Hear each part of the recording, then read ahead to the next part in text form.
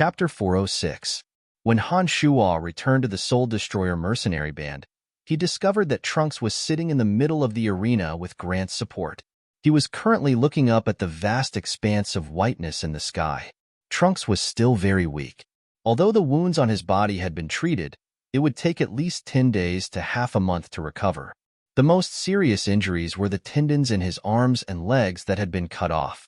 It would take about a month to reconnect them and restore their previous tenacity. It was obvious that Trunks was worried about the Soul Destroyer mercenary band. Due to the tendons in his arms and legs being cut off, he could only sit there limply like a disabled person, unable to move his limbs. Fortunately, his eyes had gradually regained their luster. When he gazed up at the sky, his eyes seemed to be in deep thought. This meant that although his body had suffered heavy injuries, his mental state was still pretty good. "Why did you come out?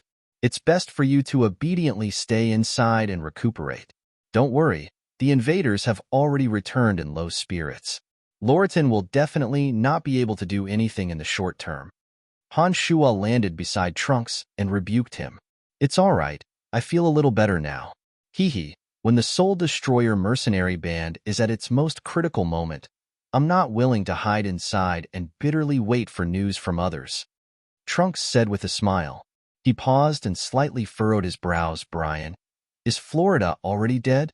Nodding his head, Han Shuo replied, "That's right. I know you wanted to kill him personally. However, Florida's death at this time was much more beneficial to us. With his death, the Rainbow Sickle mercenary band immediately fell apart, greatly reducing the number of our enemies. Therefore, I didn't let him go." Trunks sighed and said ruefully, "AI, it's a pity that I didn't finish him off personally. However, this kind of early death is indeed beneficial to us. If I had killed him earlier, then so many messy matters wouldn't have happened. It seems that this is all my fault." Apart from Florida, there's also Adam Minlo. These two are the pillars of the Rainbow Sickle mercenary band and the House of Minlo. Their deaths have a huge impact on these two powers. Currently, including Loratan's forces, there are still 3,000 people in the vicinity. However, I think they will leave very soon. Han Shuo explained to Trunks, "You don't have to worry about the rest. I know you have a lot of things to do. Leave Loretta to me. I'll take care of her," Trunks said. "It's just Loratan. I can take care of him in passing. It won't take up too much of my time."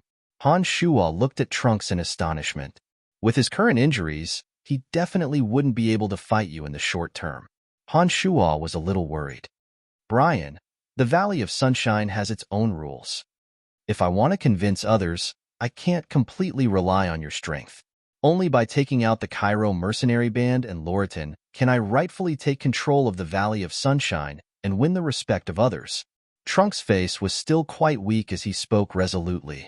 Han Shuo was stunned. He hesitated for a moment and said, "But your body, heh. Don't worry, I won't immediately deal with Loratan. Just as you said, with Loratan's personality, he wouldn't dare attack this place without complete confidence. Now that the House of Minlo's flying creatures have been killed by you, they definitely won't dare to attack in the short term.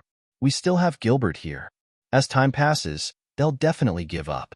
Don't worry, after the previous pain, I won't be careless again. I'm confident that I can eradicate Loratan and the Cairo mercenary band." Loratan said. Trunks looked very confident.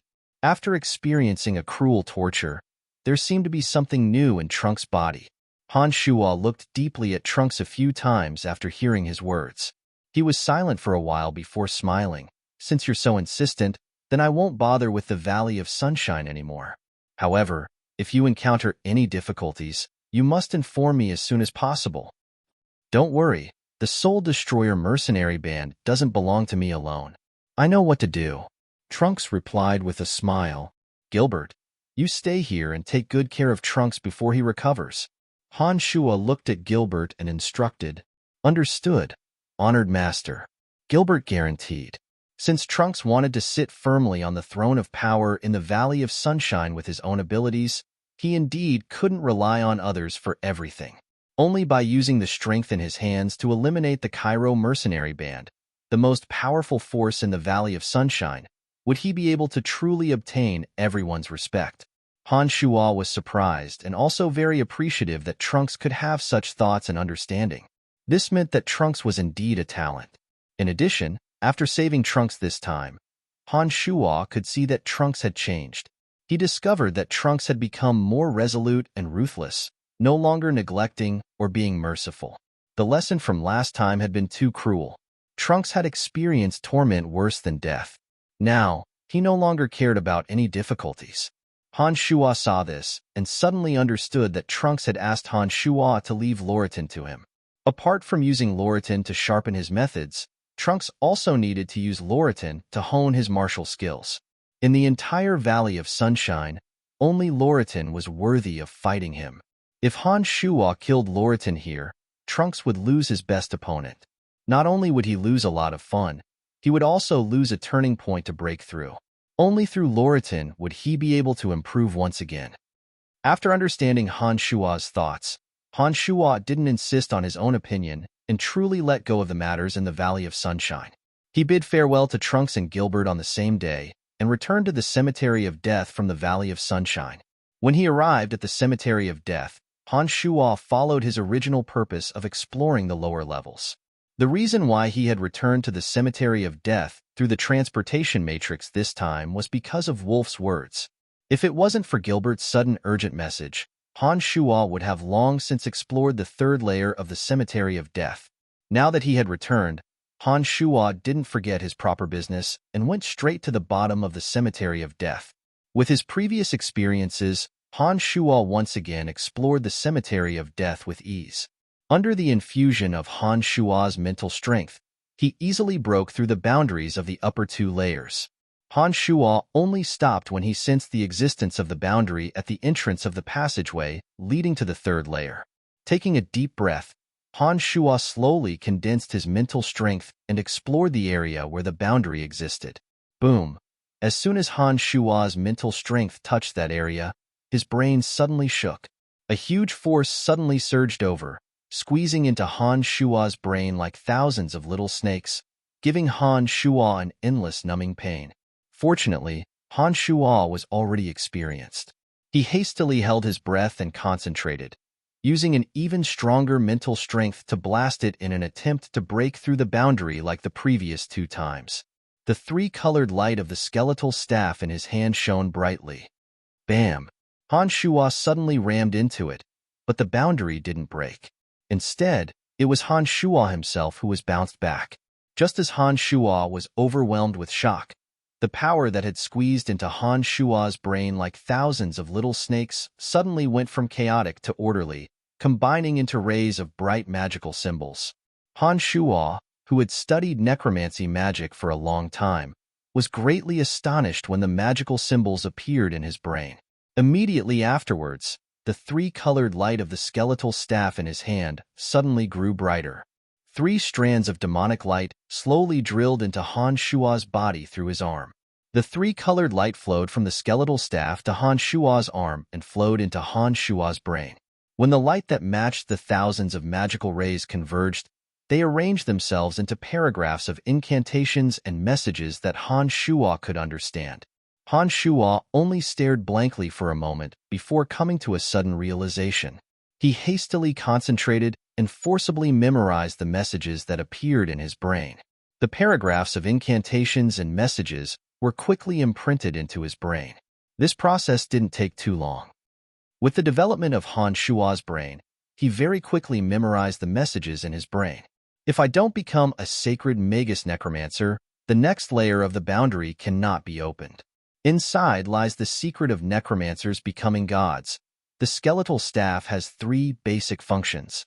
Apart from the first function of doubling the power of magic, the other 2 functions require the coordination of incantations. The incantations are the enchantment of fear, enchantment of weakness, and enchantment of aging. The incantations and methods of using these 3 enchantments are: the magical symbols rotated in Han Shuo's brain and finally formed these 3 pieces of information. The first was that the sacred Magus was unable to enter the next layer. The second was the incantations for the skeletal staff to return one's youth and travel through the netherworld. The last one was actually the long-lost enchantment of fear, weakness, and aging for necromancers. The next layer actually contained the secret of necromancers becoming gods. Han Shuo was greatly alarmed. He looked at the front that was only separated by a layer of boundary and was stunned by the information in his brain. He stood there in a daze for a long time, his mind in a mess of too many thoughts. After a long time, Han Shuo finally calmed his chaotic emotions. He thought to himself that the first piece of information was still illusory to him. It was the second and third pieces of information that were of great use to him at present. Among the three miraculous abilities of the skeletal staff, the ability to multiply the power of magic didn't require the coordination of other incantations. However, the miraculous ability to return one's youth and allow one's soul to freely travel through the netherworld weren't so simple to realize.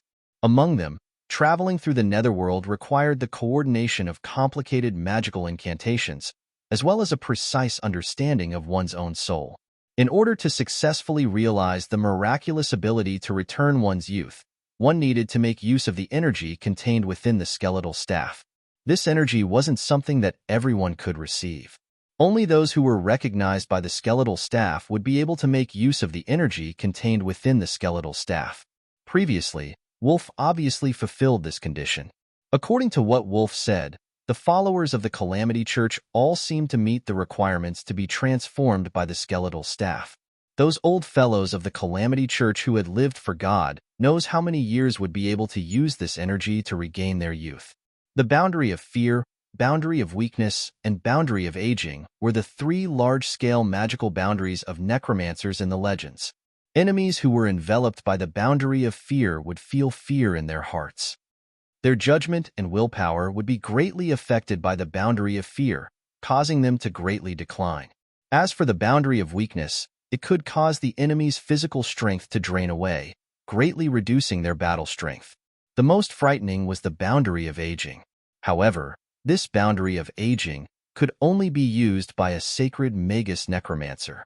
Necromancers who had reached the rank of sacred Magus necromancer already had a very profound understanding of the soul. Once they used their enormous mental strength to cast the boundary of aging, any living being that entered it would accelerate the process of aging.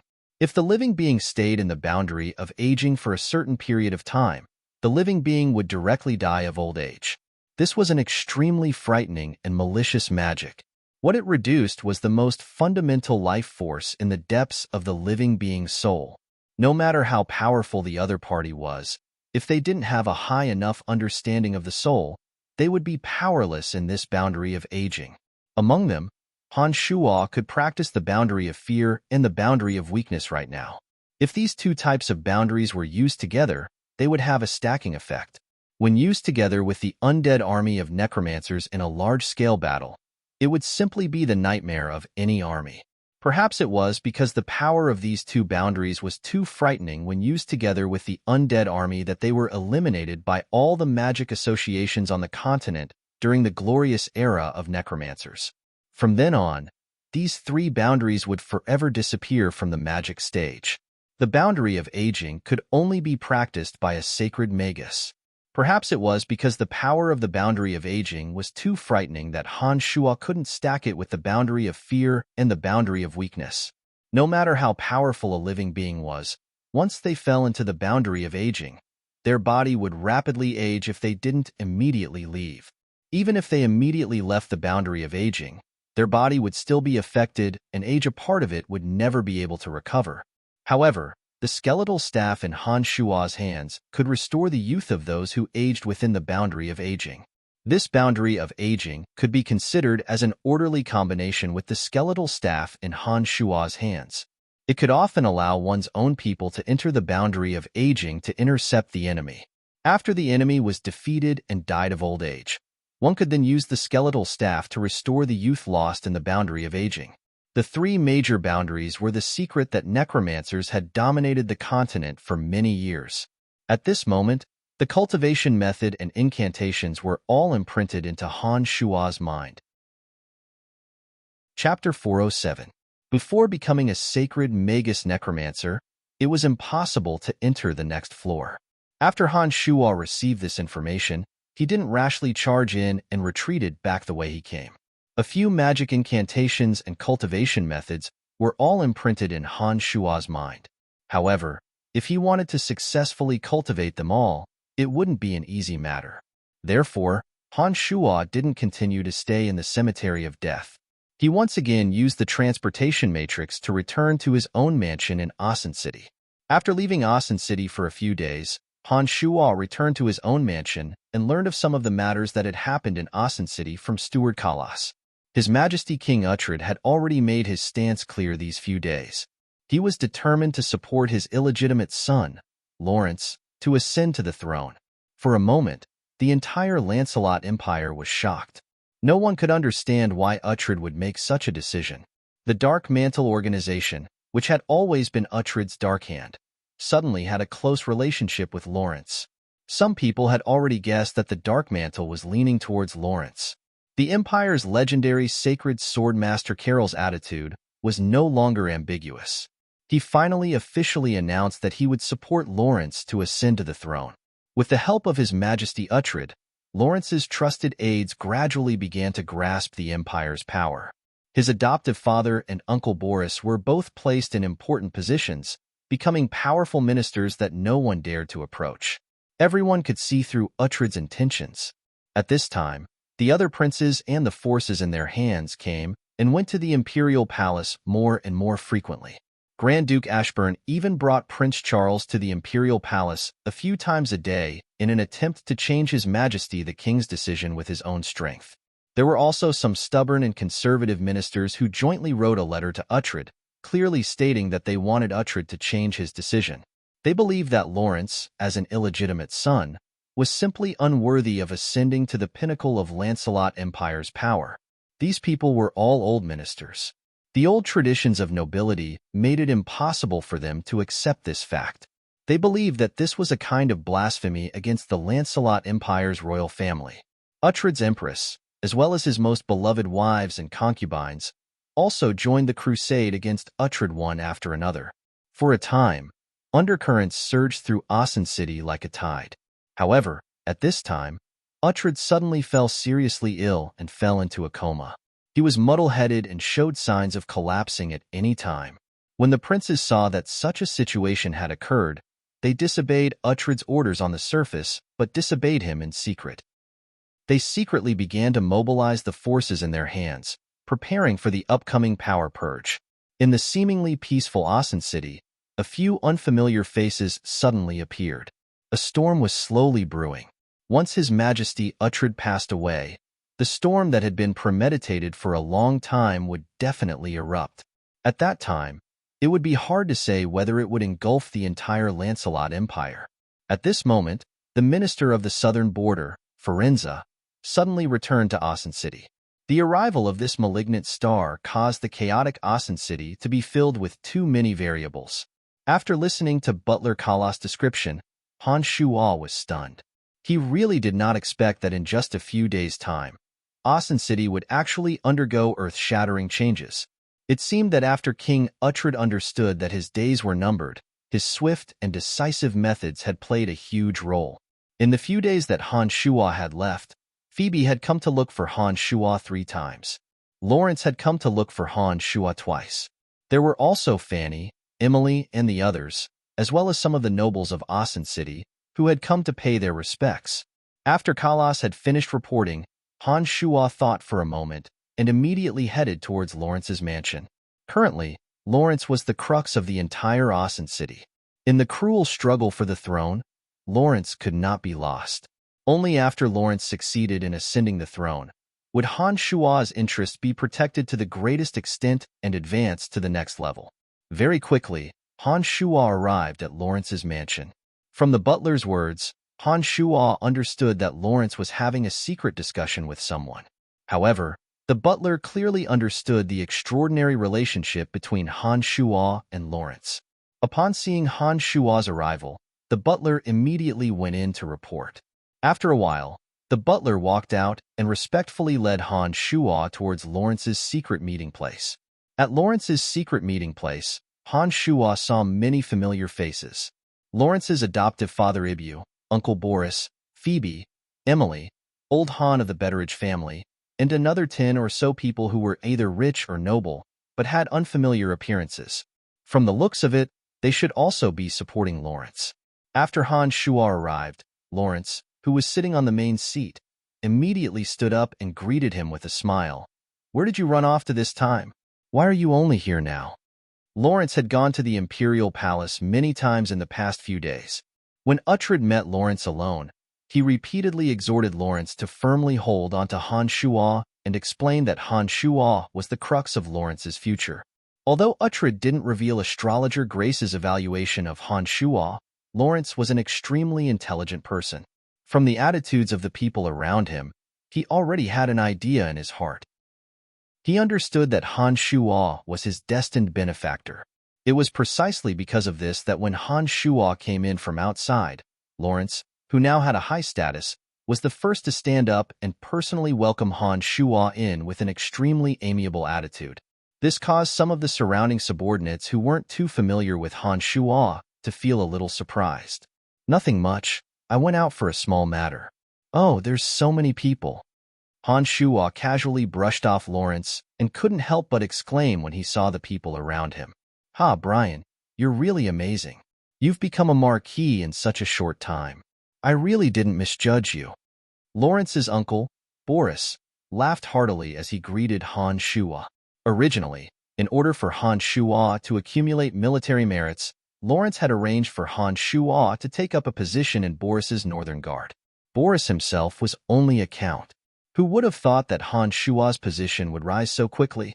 According to his current power, Han Shuo had clearly surpassed him. However, when he was in the Northern Guard, Boris had been very friendly towards Han Shuo precisely because he knew of Han Shuo's prospects. The two of them also had a good relationship in private. Therefore, when he saw Han Shuo walk over, he immediately greeted him in a friendly manner. "Hehe, Lord Boris is too kind." Han Shuo smiled as he saluted Boris. Beside Boris sat Emily and Phoebe.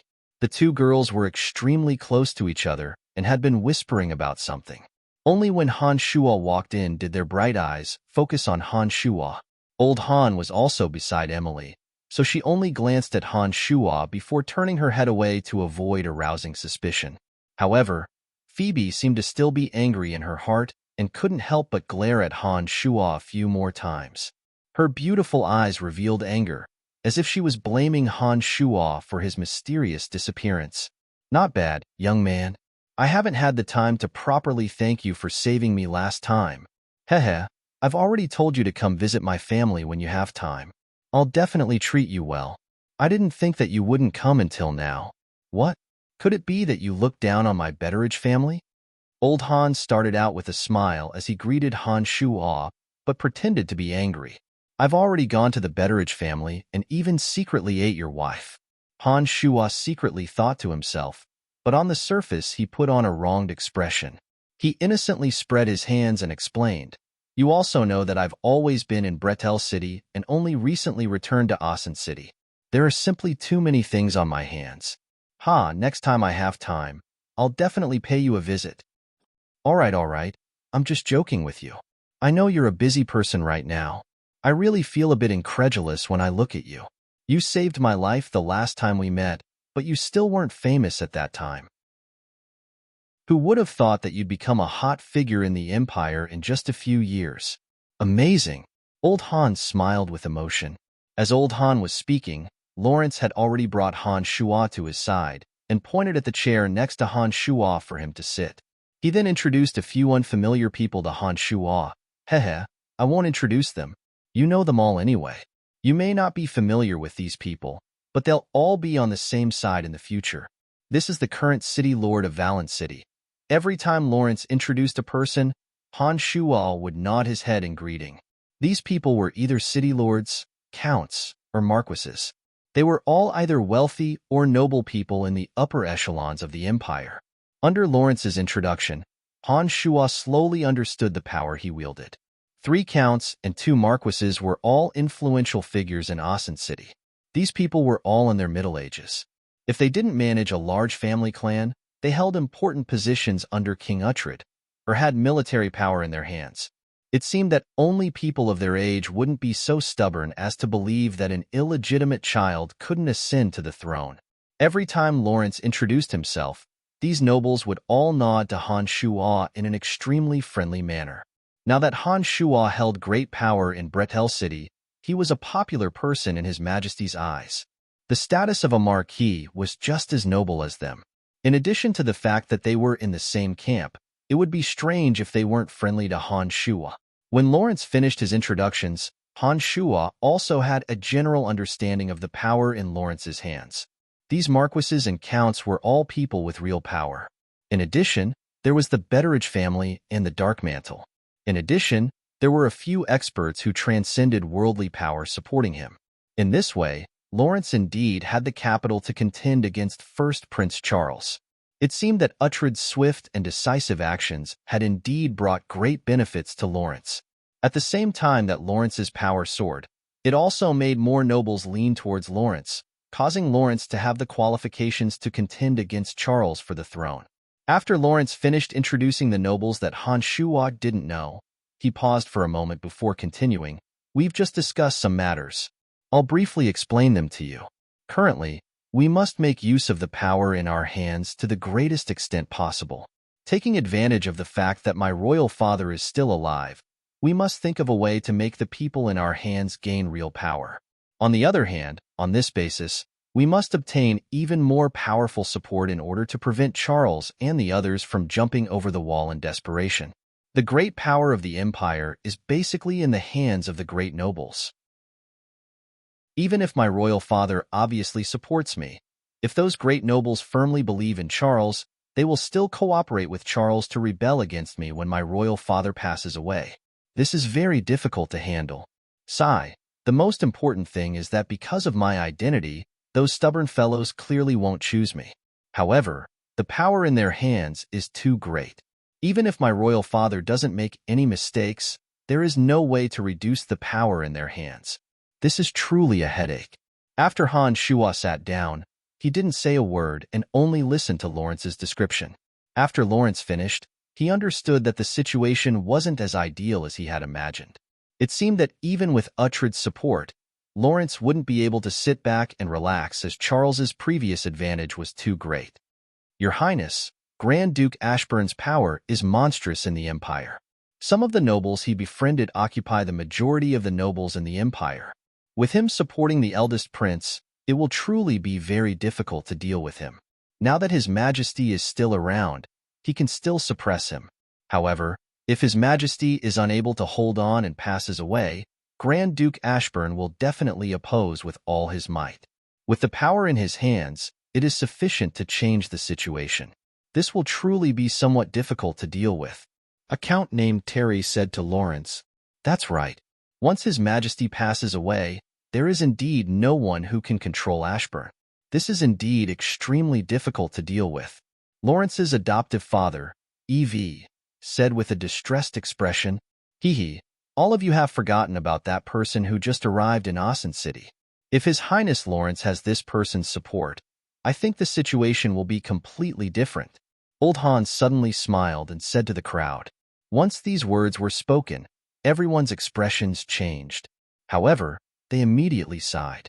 Boris opened his mouth and said, "That unreasonable lunatic is indeed not an ordinary person.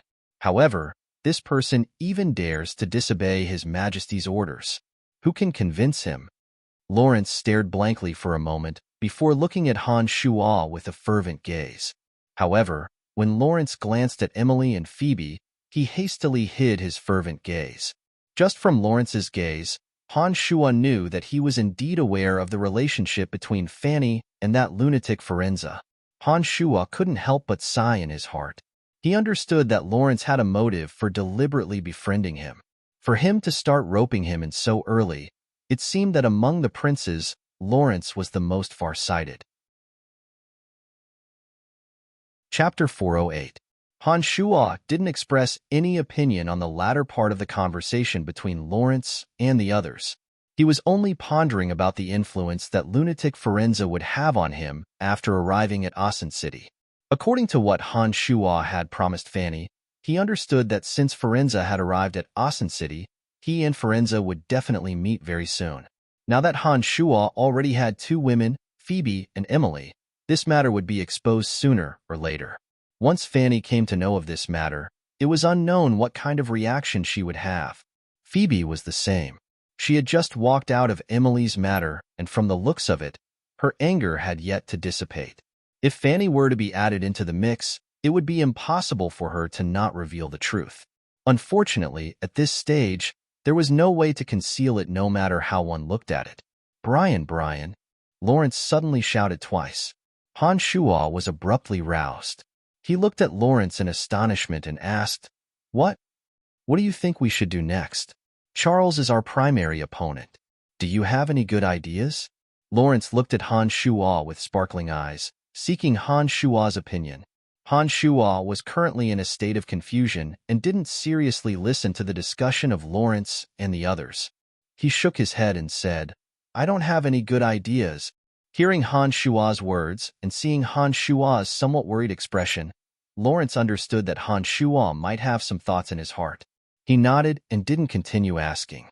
Instead, he continued to discuss matters with those nobles who were inclined towards him. Not long after, the group finished discussing matters. Those nobles left Lawrence in succession, including Emily and Old Han, leaving only Phoebe, Lawrence, and Han Shuo. Brian, many thanks for introducing Mr. Crowley to me, allowing me to have such a powerful Grand Magus by my side. After those people left, Lawrence very sincerely thanked Han Shuo. Han Shuo was stunned for a moment before he reacted and said, That Crowley defected to you? Yes. Mr. Crowley said that he only decided to come to my side after your persuasion. Lawrence smiled as he explained to Han Shuo, All right, Lawrence, I have some things to discuss with Phoebe, so I'll be leaving first.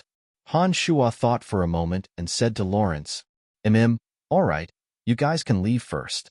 Lawrence smiled and stood up to send them off. Phoebe pouted as if she was still angry at Han Shuo. She returned to her carriage under Lawrence's escort. Han Shuo hesitated for a moment, but then thought that most people knew about his relationship with Phoebe, so he immediately went in as well. Now that things had progressed to this point, it was likely that he could no longer conceal his relationship with the three girls. Han Shuo seriously pondered for a moment and decided that he might as well let go and tell the three girls everything. Emily was the only one among the three who wouldn't fuss too much about it. In addition, Emily was in the dark mantle and vaguely knew something, so Han Shuo wasn't worried about her. Only Phoebe and Fanny were the two biggest problems. He couldn't conceal it even if he wanted to.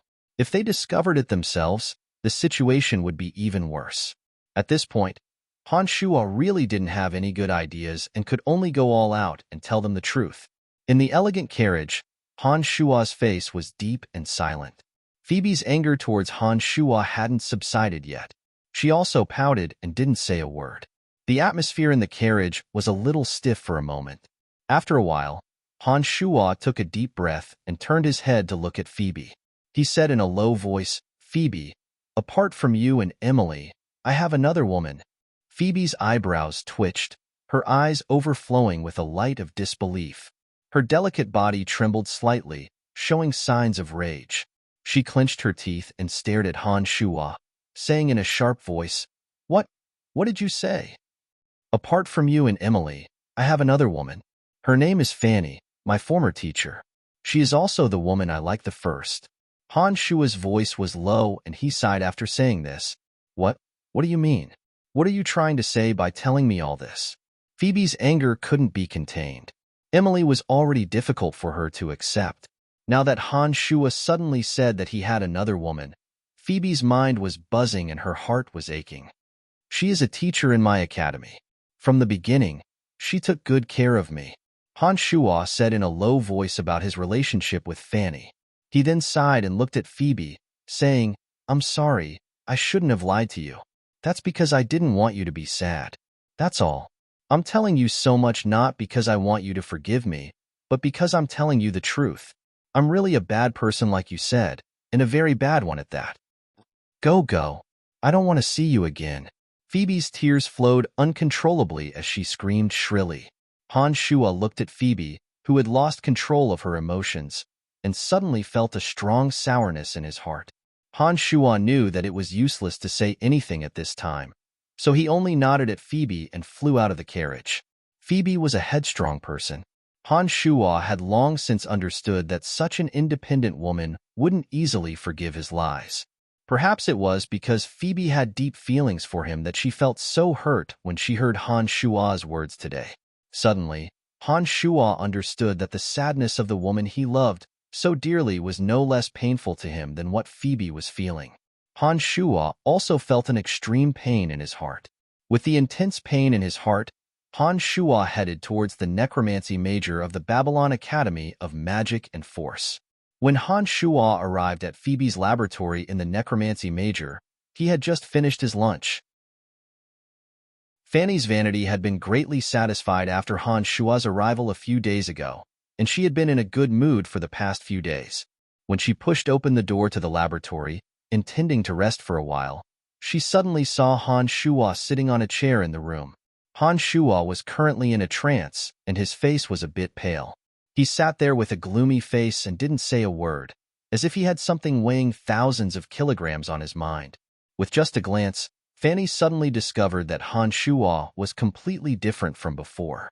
In the past, Han Shuo had always been full of fighting spirit, or had a cheeky smile on his face, and had never been serious. He had never been as absent-minded as he was today. "Brian, what's wrong with you? Are you sick?" Fanny was a bit flustered and rushed to Han Shuo's side, raising her hand to touch Han Shuo's forehead. Hearing Fanny's voice, Han Shuo woke up with a start. Looking at Fanny, who was full of worry for him, Han Shuo's heart was even more pained. After staring blankly for a while, perhaps Han Shuo wanted to feel more of Fanny's tenderness, so he only gazed deeply at Fanny's gentleness and carefully savored the warmth of Fanny's warm hands. "What's wrong? Why aren't you saying anything? What's wrong with you?" Fanny saw that Han Shuo didn't say a word and only stared blankly at her. She appeared even more flustered and impatiently questioned Han Shuo, her face full of worry. "Fanny, I'm sorry." Staring blankly at Fanny, Han Shuo didn't know if this kind of tenderness would continue to exist after the truth was said, but he knew that he couldn't avoid it. In the end, he sighed and said to Fanny, "Are you sick? Are you sick? Why are you saying these things out of nowhere?" Fanny smiled and withdrew her warm hand from Han Shuo's forehead. She gently looked at Han Shuo's eyes and said with a smile. For some reason, Han Shuo didn't dare to look directly at Fanny's bright eyes and lowered his head guiltily. Han Shuo's heart moved. He suddenly remembered that he and Fanny hadn't had a physical relationship yet. So as long as he told the truth to Fanny, it probably wouldn't cause too much harm to Fanny. For the people he loved, Han Shuo had never been a heartless person. The reason why Han Shuo concealed the truth for such a long time was that, on the one hand, he selfishly enjoyed the wonderful feeling of hugging them, and on the other hand, he didn't want to be heartless and bring harm to them. However, now, Han Shuo suddenly understood that his method of concealing the truth would indeed not bring harm to them in the short term, but this method would bring them a lifetime of pain. Because of this, Han Shuo made up his mind to tell the truth to both sides honestly. However, Han Shuo, who was guilty and in the wrong, didn't dare to face the tenderness in Fanny's eyes. Under Fanny's urgent inquiry, Han Shuo also said in a low voice, "In addition to you, I have 2 other women. I'm sorry." Fanny's small hand that was gently stroking Han Shuo's hair suddenly stopped. Han Shuo could raise his head to look and suddenly found that Fanny's movements were stiff and stunned. Her gentle eyes were filled with helplessness and pain, and her rosy lips turned pale. She couldn't help but squirm as if she wanted to say something, but no sound came out. 2 streaks of tears flowed down her smooth face and all the way to Fanny's neck. After a long, long time, Fanny's colorless eyes focused on Han Shuo. She looked miserable and said softly in a bitter voice, "Brian, are you telling me this because you want to break off relations with me?" Han Shuo was stunned and didn't understand Fanny's behavior. According to Han Shuo's thoughts, Fanny should be as furious as Phoebe and desperate to drive him out of this place. He didn't expect that Fanny would have such a miserable expression at this moment, like a helpless flower bud that had bloomed. A strong sense of self-blame suddenly surged into Han Shuo's heart. Han Shua's eyes turned red, and he pulled Fanny into his arms. He choked with sobs. I'm sorry, it's all my fault. I'm sorry, Brian. I already knew about the matter between you and Miss Phoebe, Fanny said in a faint voice. She then used all her strength to hug Han Shua tightly, as if she was afraid that Han Shua would leave her side. Han Shua's face was dull, and he subconsciously hugged Phoebe tightly. His mind was filled with a series of questions. How did she know? How did she know? You are a dazzling star of the Empire. Everything related to you is widely spread, including some matters between you and Miss Phoebe. It's funny that you still deceive yourself into thinking that I don't know about it. When I first heard this news, I didn't believe it. However, through my own understanding, I finally believe this fact. I'm really a weak woman. I should have kept my distance from you from the beginning and didn't dare to be tempted by you.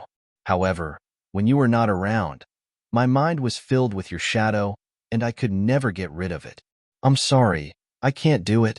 Even though I know that you already have Miss Phoebe, I still can't leave you.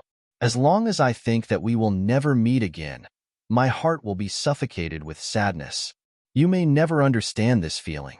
I'm useless. I can't get out of the whirlpool of your feelings, and instead, I can't extricate myself from it. Fanny muttered in a self-deprecating voice in Han Shua's arms. Her voice was full of helplessness and misery. Han Shua's pretense of being infallible was ruthlessly torn apart by his heartfelt words. Han Shua was dizzy with an incomparably strong sense of happiness. Although this kind of happiness carried an extremely bitter taste, although this kind of happiness caused Han Shua's lips to dry up and his eyes to turn red, and his indomitable heart to become weak, I know, Phoebe is a good woman. You came here this time because you've made up your mind to leave me, right? Fanny murmured in a self-pitying voice. Her tone was indescribably bitter and depressed. Her tears were like a broken string of pearls, dripping on Han Shua's shoulder in big drops. No, Han Shua growled in a low voice. I will never leave you, never. I've said so much just to ask for your forgiveness. I've never thought of leaving you. I'm sorry, it's all my fault. It's all my fault. Fanny's delicate body trembled slightly. She suddenly stood up straight from Han Shua's chest. Her tearful eyes were filled with inexplicable expectation. She stared at Han Shua's face. Her trembling voice was filled with disbelief. Brian, you're serious? Nodding his head heavily, Han Shua had never been as serious as he was now. He promised in a choked voice, as long as you don't leave me, I'll never let go and leave you first. I promise. But I've experienced 2 years of torture and pain. Only then did I realize the fact that I can never leave you. I don't mind the existence of you, Miss Phoebe, and other women. But I'm afraid that Miss Phoebe will mind my existence, right? Fanny said bitterly. I don't know, but I'll give her and myself some time. Perhaps she'll make a good decision in the end.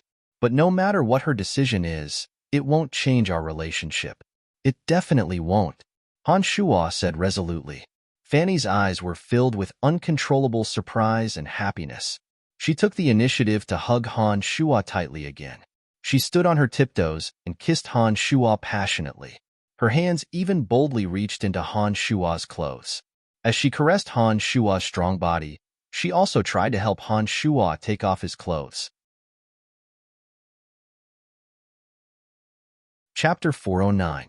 For some unknown reason, Fanny was so proactive and passionate for the first time. Whether it was her kiss or her movements, they were all unrestrained and bold.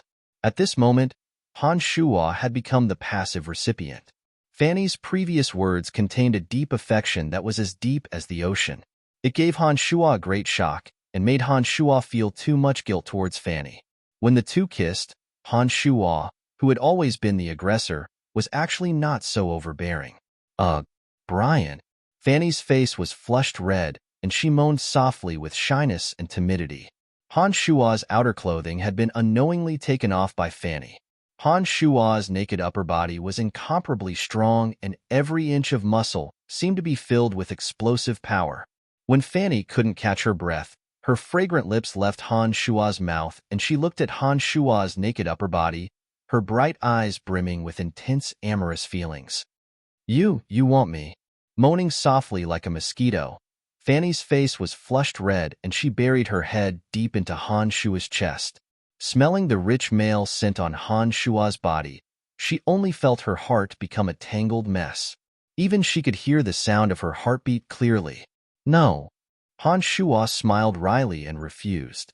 Fanny's face was filled with panic, and she suddenly raised her head to look at Han Shua. Her blushing cheeks were filled with pitiful grief and puzzlement, and her bright eyes were filled with confusion and panic. Master Jean is coming and it's daytime right now. You still have class later. How about at night? Han Shua smiled wryly as he scratched his head and spoke softly to Fanny. It was only after Han Shua's words that Fanny abruptly reacted. She blushed and hastily put on Han Shua's clothes, saying anxiously, "Yes, yes, then leave first. We'll talk about this later." At this moment, the footsteps of Master Jean of the Necromancy Major were slowly approaching. Even Fanny herself could hear it. Fanny was even more flustered. She felt guilty and hurriedly urged Han Shua to leave. Han Shua nodded with a wry smile and casually put on his clothes. He had already left Fanny's lab before Jean could approach. On the way back to his residence, Han Shua was indescribably moved by Fanny's deep feelings. He never would have thought that Fanny had actually struggled bitterly for so long because of his matters. Even though Fanny knew some of his matters, she still didn't abandon him. This kind of deep feelings made Han Shua feel as if he was unable to repay her.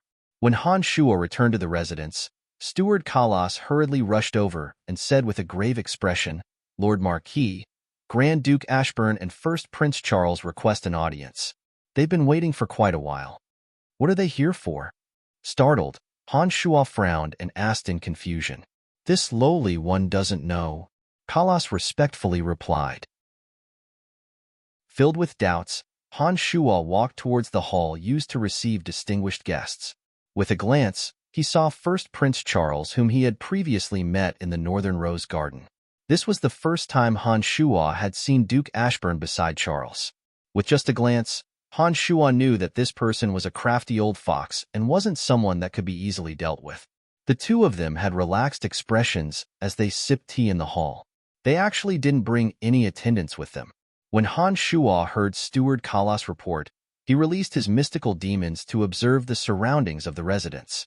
Only then did he discover that there were two gorgeous carriages parked at the corner of the main entrance and a group of knights standing guard.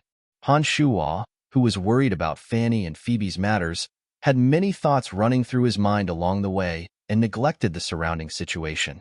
Only after circling around the residence with his mystical demons did he discover the different situation within the residence. This was the capital, Asen City.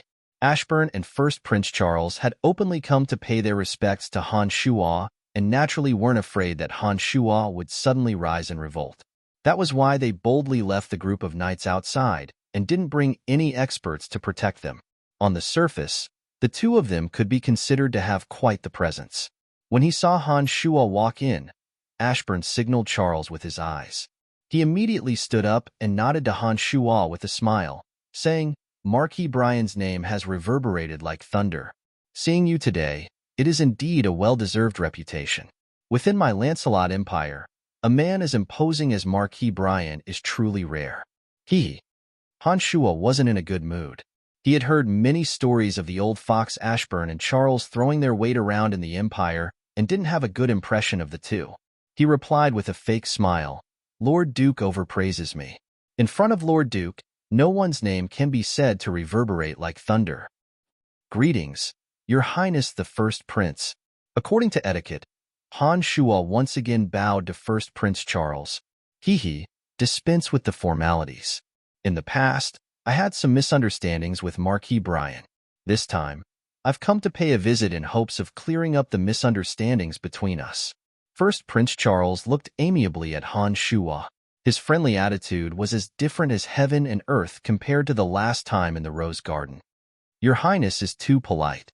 We have never had any misunderstandings. I don't know what's going on with your words." Han Shua was stunned. Soon after, he looked at Charles with a baffled expression. Lightly coughing, Duke Ashburn said with a smile, "In the past, I asked Cameron for help with some matters. I didn't expect that Mr. Cameron would actually become Miss Phoebe's business rival. That Cameron fellow really deserves to die. He actually used Charles's name to intimidate others and dared to find trouble with Miss Phoebe. We weren't aware of this matter at the start. However, I think that Marquis Brian might misunderstand that we instigated Cameron to do so. Therefore, I specially came over to clarify the matter with Marquis Brian. I hope that Marquis Brian won't misunderstand us because of this matter. To be honest, Charles and I have always admired you and hope to become friends with you. Misunderstanding? There simply isn't any misunderstanding. Without your instigation, how would Cameron dare to intimidate others and make a move against Phoebe? Han Shuo sneered in his heart. He had already understood Ashburn and Charles's goal from their tone. He was certain that it was because of his position in Uhtred's heart, causing Ashburn and Charles to understand his importance. Therefore, they had condescended to deliberately befriend him. Then it must be a misunderstanding. This matter has passed for so long that I've almost forgotten about it. There's nothing to discuss. Han Shuo narrowed his eyes and played down this matter. Soon after, he smiled at Ashburn and Charles and asked, I wonder why Lord Duke and Your Highness have come to find me this time? Brettel City's development is the most exciting news in the Empire in recent days. The City Lord of Seamis City, Karov, who is only one step away from Brettel City, has an extremely close relationship with me. If Brettel City and Seamis City are able to cooperate closely, our development in all aspects will be even faster. The reason I've come this time is to discuss with Marquis Brian that Seamis City can provide some assistance to Brettel City. For example, population and other resources that Brettel City lacks. Eldest Prince Charles smiled as he looked at Han Shuo, slowly talking about proper business. Seamis City's City Lord Karov was a member of the Haug family. His sister, Kalina, was eldest Prince Charles's wife. His relationship with Charles was naturally very close. Seamis City and Brettel City weren't far apart. If Seamis City could provide some effective assistance, it would naturally be greatly beneficial to Brettel City's development. This was something Han Shuo understood in his heart. Then, what does our Brettel City need to pay? Han Shuo asked Charles without batting an eyelid. I don't need to pay anything. As long as I can win Marquis Brian's friendship, I'll be satisfied. Charles stared at Han Shuo with a scorching gaze as he replied. Grand Duke Ashburn smiled as he looked at Han Shuo. After thinking for a moment, he opened his mouth and said, Marquis Brian, to be frank, I admire you very much. If you don't mind, we can discuss in detail the possibility of cooperation. The authority and benefits we can bring you will far exceed what others can give you. As long as we cooperate, authority, wealth, and women will be at your fingertips. Han Shuo chuckled as he looked at the two. Under their expectant gazes, he resolutely shook his head and said, I'm sorry. I'm a person who cherishes old friendships and knows how to repay favors. Both of you should understand what I mean. Eldest Prince Charles's expression suddenly darkened when he heard this. Just as he was about to say something, Ashburn glared at him. Shortly after, Ashburn smiled and said, Is that so? I understand. Since that's the case, then we'll take our leave. I'm really sorry for disturbing you this time. I hope you can forgive us. After Ashburn glared at him, eldest Prince Charles didn't suddenly lose his composure. His expression darkened as he looked at Han Shuo with an additional trace of anger, as if he was angry that Han Shuo didn't know how to appreciate kindness when given face. Then, I won't send you off. Han Shuo looked at Grand Duke Ashburn in astonishment. He didn't expect him to be so straightforward. Once he understood that there was no hope, he didn't hesitate at all. Marquis Brian, take care. Before Charles left, he suddenly turned his head to glance at Han Shuo and said meaningfully, Many thanks for eldest prince's reminder. I will be careful. Han Shuo's expression suddenly turned cold as he replied in an unfriendly manner. Han Shuo clearly heard the threat in Charles's tone. He knew that after this time, there would no longer be any room for friendly relations with Charles and Ashburn's forces. The only path left was to fight to the death. Chapter 410. Han Shuo knew that Charles definitely wouldn't let him off. However, Han Shuo didn't expect that Charles's revenge would come so quickly and so ferociously. That night, Han Shuo, who was in the middle of researching the incantation to connect to another world, suddenly sensed a few powerful auras gradually approaching his mansion from afar. Han Shuo was abruptly roused from his contemplation. The 12 mystical demons were immediately released. With Han Shuo's mansion as the center, they spread out in 12 different directions like a spider's web. A troop of 500 knights, mixed with 200 temple knights from the Church of Light, headed towards Han Shuo's mansion from 4 different directions. Light Grand Magus Kas of the Church of Light, as well as a few experts from the Church of Light that Han Shuo didn't recognize, as well as a few powerful Deathsworn attached to Ashburn, led their troops and surrounded him. There was no moon on this night. Under the pitch-black curtain of night, this group of people didn't have any concealment. They were simply heading straight for Han Shuo's mansion in an open and above-board manner. Han Shuo could see the killing intent in the eyes of those knights. Han Shuo was frightened and hastily walked out of the secret room. The scene that he saw through the 12 mystical demons was simply unimaginable to Han Shuo. Even if Ashburn and Charles were more powerful, how could they dare to be so impudent in the capital of the Lancelot Empire, Audiobook City? The mansion that Han Shuo lived in was surrounded by either the rich or the noble. All of them were influential figures of the empire. Even on this moonless night, such a large movement was absolutely impossible to conceal. Furthermore, Audiobook City was the headquarters of the Dark Mantle. After all, Ashburn wasn't the empire's King Uhtred. What right did he have to be so arrogant? A series of suspicions surged into Han Shuo's mind. He only felt that Ashburn must have gone mad. Such a crazy action definitely wasn't something that a wily old fox would dare to do. Unfortunately, Kas's appearance and the presence of a few of his ministers in the Duke's mansion already proved that this action was indeed Ashburn's instigation. Just as Han Shuo was at a loss, a mansion not far away suddenly burst into flames. A mystical demon just happened to see the situation in that direction and saw a group of knights charging in and killing anyone they saw. In the blink of an eye, blood dyed the rocky ground red. Not even a single servant was spared. Han Shuo vaguely remembered that the mansion belonged to Earl Terry. Terry was inclined towards Lawrence. Han Shuo had even seen this person early in the morning.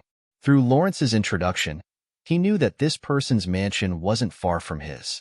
He didn't expect that his mansion had already fallen into such a state. A flash of inspiration flashed through Han Shuo's mind.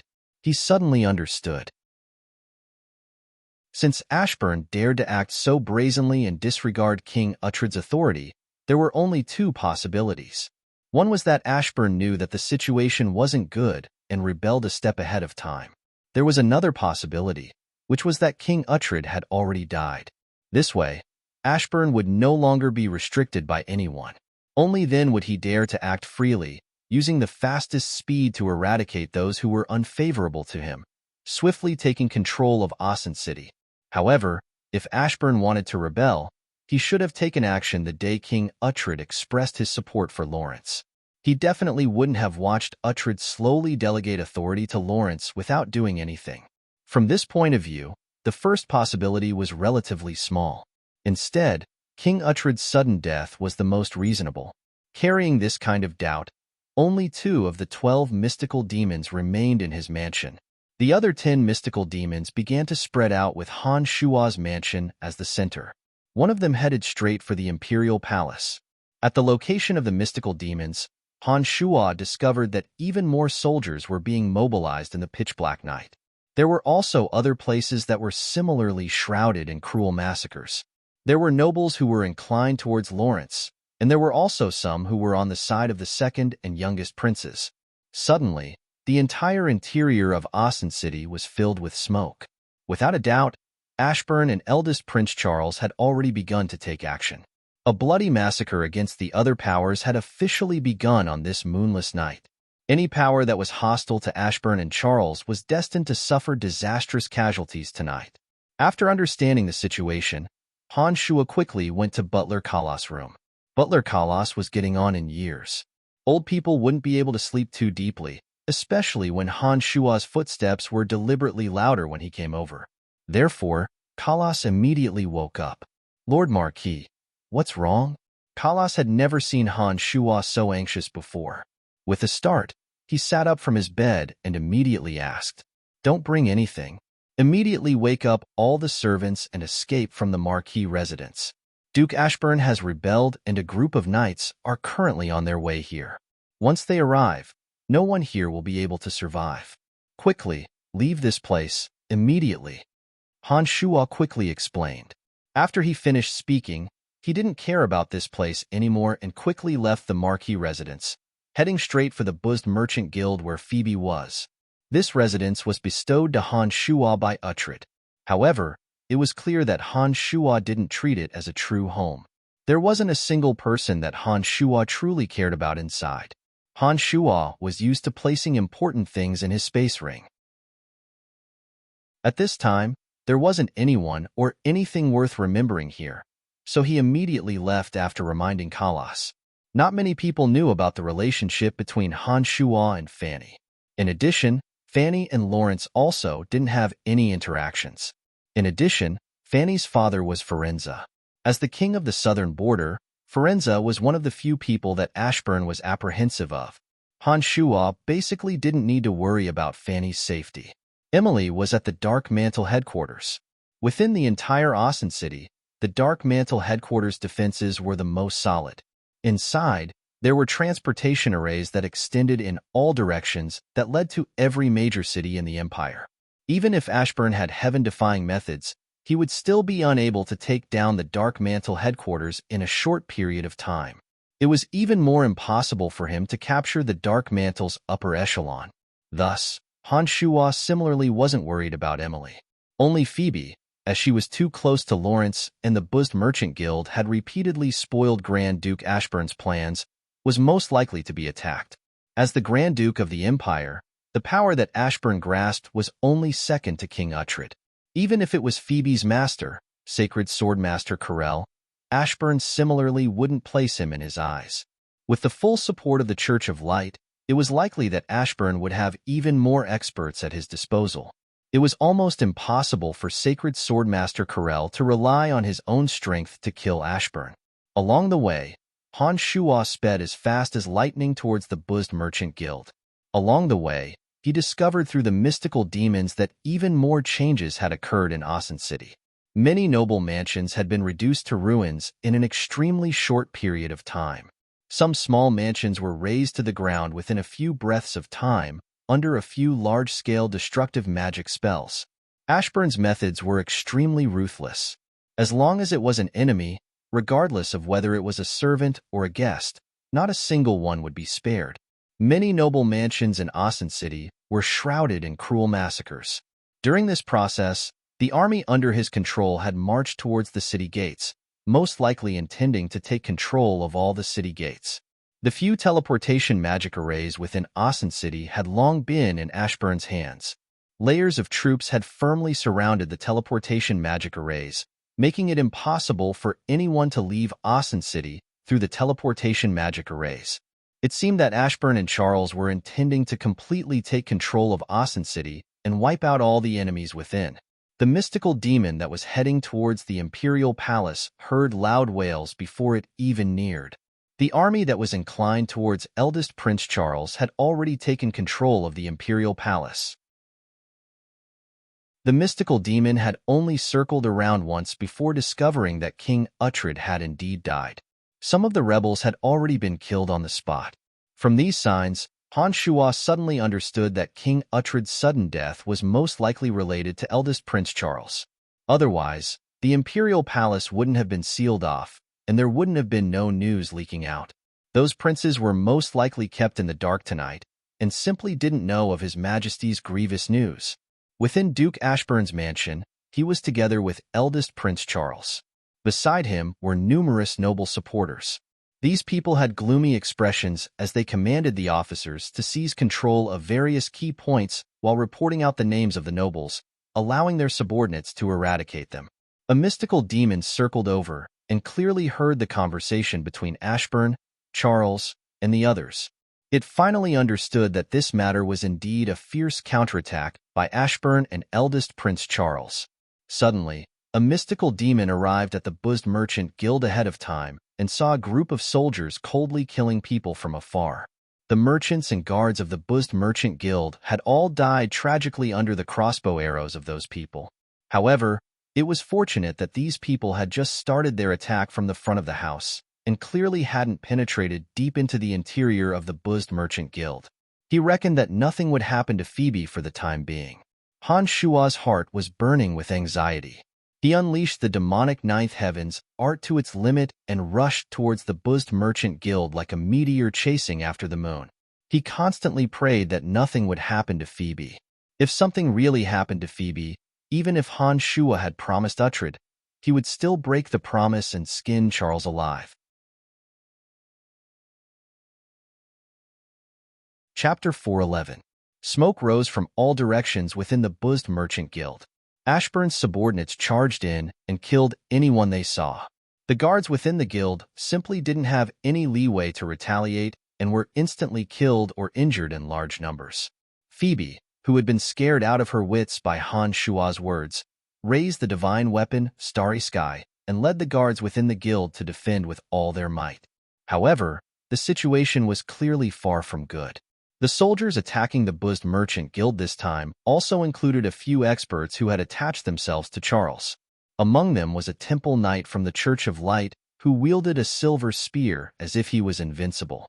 Every time his spear descended, a guard would definitely die. There were also a few mages who continuously released magic, causing the buildings within the buzzed merchant guild to catch fire. Some of the rations and goods stored inside were burning amidst the raging flames. Some servants walked out of their rooms covered in flames, but a rain of arrows whizzed over, piercing through those innocent servants. In an extremely short period of time, the buzzed merchant guild fell under the unyielding attack. Only Phoebe and a group of loyal guards were left, hastily retreating towards the back door. During this process, the guards by Phoebe's side were killed one after another. "Miss Phoebe, you won't be able to escape today." Space Archmage Aubrey looked at Phoebe with a sinister smile as he spoke unhurriedly. Last time within the buzzed merchant guild, it was Space Archmage Aubrey and Cameron who had come to force Phoebe. Unfortunately, they just so happened to run into Han Shua. In the end, Aubrey and Cameron were respectively poisoned by ice and fire by Han Shua, suffering in an abyss of suffering for the next few days. Aubrey naturally understood that everything was caused by Han Shua. However, he understood that Han Shua wasn't someone he could provoke. He could only swallow his bitterness and harbor thoughts of revenge in his heart. Today, he had come to the buzzed merchant guild again. Aubrey had the Temple Knights of the Church of Light by his side, as well as even more magic experts. He had complete confidence in accomplishing what he couldn't accomplish the last time, which was to capture Phoebe to threaten Sacred Swordmaster Corel, making Corel not dare to act blindly without thinking. Behind Aubrey, there was a team of 100 soldiers, as well as the Temple Knight with the olive branch pattern on his chest. Phoebe, who was running away, only had 30 guards. Even though Phoebe was a great swordsman, she had no chance of winning. While Aubrey was speaking, a spatial laceration spell had already been released. A bright, sharp blade streaked past, and several large pieces of the bodyguards beside Phoebe suddenly disappeared. Parts of their bodies had been taken away by the spatial laceration spell, falling into another space. Bang! Phoebe, who'd been retreating, suddenly felt as if her back had collided with an invisible wall. Her entire body was bounced forward a few steps. "Aubrey, you still dare come to my buzzed merchant guild? Are you crazy? There are so many servants and guards, and you actually dare to kill without asking anything?" Phoebe clearly didn't know of the news of King Uhtred's death. Just like Han Shua, her heart was filled with incomparable shock. She didn't expect Ashburn to be so audacious. "Haha, we aren't crazy. After tonight, Assen City and the Lancelot Empire will belong to His Highness Charles. Tonight, any hostile forces will be eliminated." Aubrey laughed savagely. "Don't talk nonsense.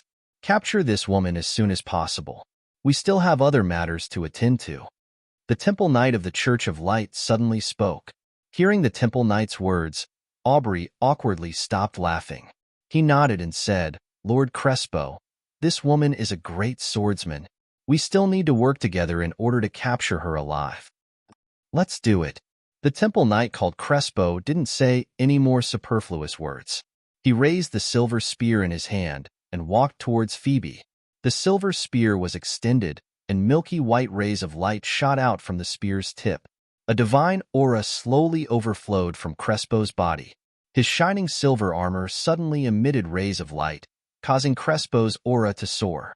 Phoebe was startled. Before Crespo could approach, she took a step back and brandished the divine weapon, Starry Sky. A huge cross suddenly shot out and arrived in front of Crespo in an instant. Crespo lightly snorted and raised his spear, meeting the huge cross. The cross suddenly soared into the sky and chopped a tree that was as thick as a bowl into two. You are just a newly advanced great swordsman. You should just surrender, Crespo said coldly. His body turned into a series of afterimages due to his high speed. The silver spear in his hand suddenly turned into several hundred spears and pierced towards Phoebe. A circle of starlight fiercely shot out from the divine weapon, Starry Sky. The specks of starlight spread out and formed a cross. It suddenly exploded with a frightening impact force. Several hundred illusory silver spears suddenly exploded into the air, and the explosive force spread out. Crespo let out a muffled groan and hastily retreated a few steps. Good, very good. You can actually borrow the power of the divine weapon and fuse it with Carol's cross slash. No wonder that old thing Carel values you so much, Crespo said with a cold expression as he retreated a few steps. The shoulders of his silver armor had 7 to 8 small holes as he spoke. I didn't expect that the Temple Knights of the Church of Light would actually become the first prince's lackeys. Is this something a religious organization like you that transcends authority should do? Phoebe similarly ridiculed with a face full of disdain. Miss, let's leave quickly. We will stay behind to cover the rear. The buzzed Merchant Guild's guard captain impatiently pleaded with Phoebe. Shaking her head, Phoebe helplessly said, "We can't leave." There weren't any powerful mages on Phoebe's side. When faced with this group of warhorses, mages, and archers working together, fleeing wasn't a wise choice, because mages who could fly were far faster than them. Aubrey, call your men to attack together. After capturing this woman, we still have other matters to attend to. Don't waste too much time. Crespo shot a glance at Aubrey and said coldly with a frown. Nodding his head, Aubrey agreed. All right, let's attack together. After Aubrey nodded his head, Crespo once again raised his spear and walked towards Phoebe. He spun his silver spear and a bright silver light suddenly shot out. At the same time, Aubrey started chanting an incantation. A space magic binding caused the surrounding space to fluctuate and shackled Phoebe at the center. The mages beside Aubrey all chanted incantations, and various magic barriers fell towards Phoebe. A few archers from further away also arrived and drew their bows, aiming at Phoebe. Bang! Phoebe blocked Crespo's silver light with her sword. She suddenly felt a powerful attack and couldn't help but take 2 steps back. It was these 2 steps that instantly pulled Phoebe into the space binding. Suddenly, all kinds of formless energy surged over. Phoebe felt as if she was being bound by a myriad of ropes, unable to move. Take her away. With this Phoebe here, that old bastard Carel will definitely know his place. Aubrey laughed complacently and instructed the knights behind him.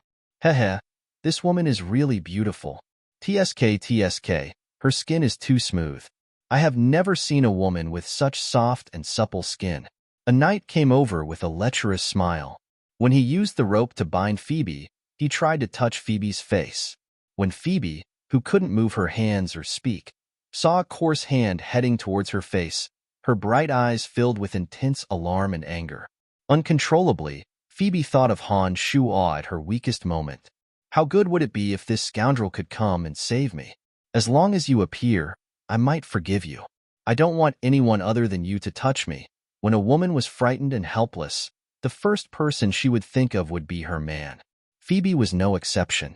Seeing the knight's large hand about to touch her face, Phoebe lost her head out of fear and strongly called out to Han Shuo in her heart. Whoosh! Just when the coarse hand was about to land on Phoebe's face, a strange sound suddenly rang out. Shortly after, that knight suddenly howled crazily. That coarse hand was chopped off at the wrist, dripping with blood as it fell at Phoebe's feet. "Who is it?" Crespo suddenly shouted, vigilantly looking all around. The silver pike in his hand was constantly swallowing and spitting out silver rays. Whoosh! In the moonless night, a wisp of black lightning flashed. That knight with his wrist chopped off once again howled miserably. Everyone looked over and discovered that the knight's other hand, which was covering his broken wrist, had also been chopped off. "Capture Phoebe. Hurry up." Aubrey suddenly reacted and hastily instructed those stunned knights. After being stunned for a moment, those people immediately took action. They held thick ropes in their hands, planning to first tie up Phoebe. Whoosh, whoosh, whoosh. That wisp of black light repeatedly appeared, like a black thread weaving the curtain of the night. The extended hands of the knights who tried to approach Phoebe were chopped off one after another.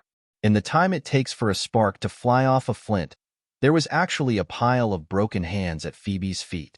Although Phoebe was confined by magic and could not budge, her eyes did not miss anything that happened around her.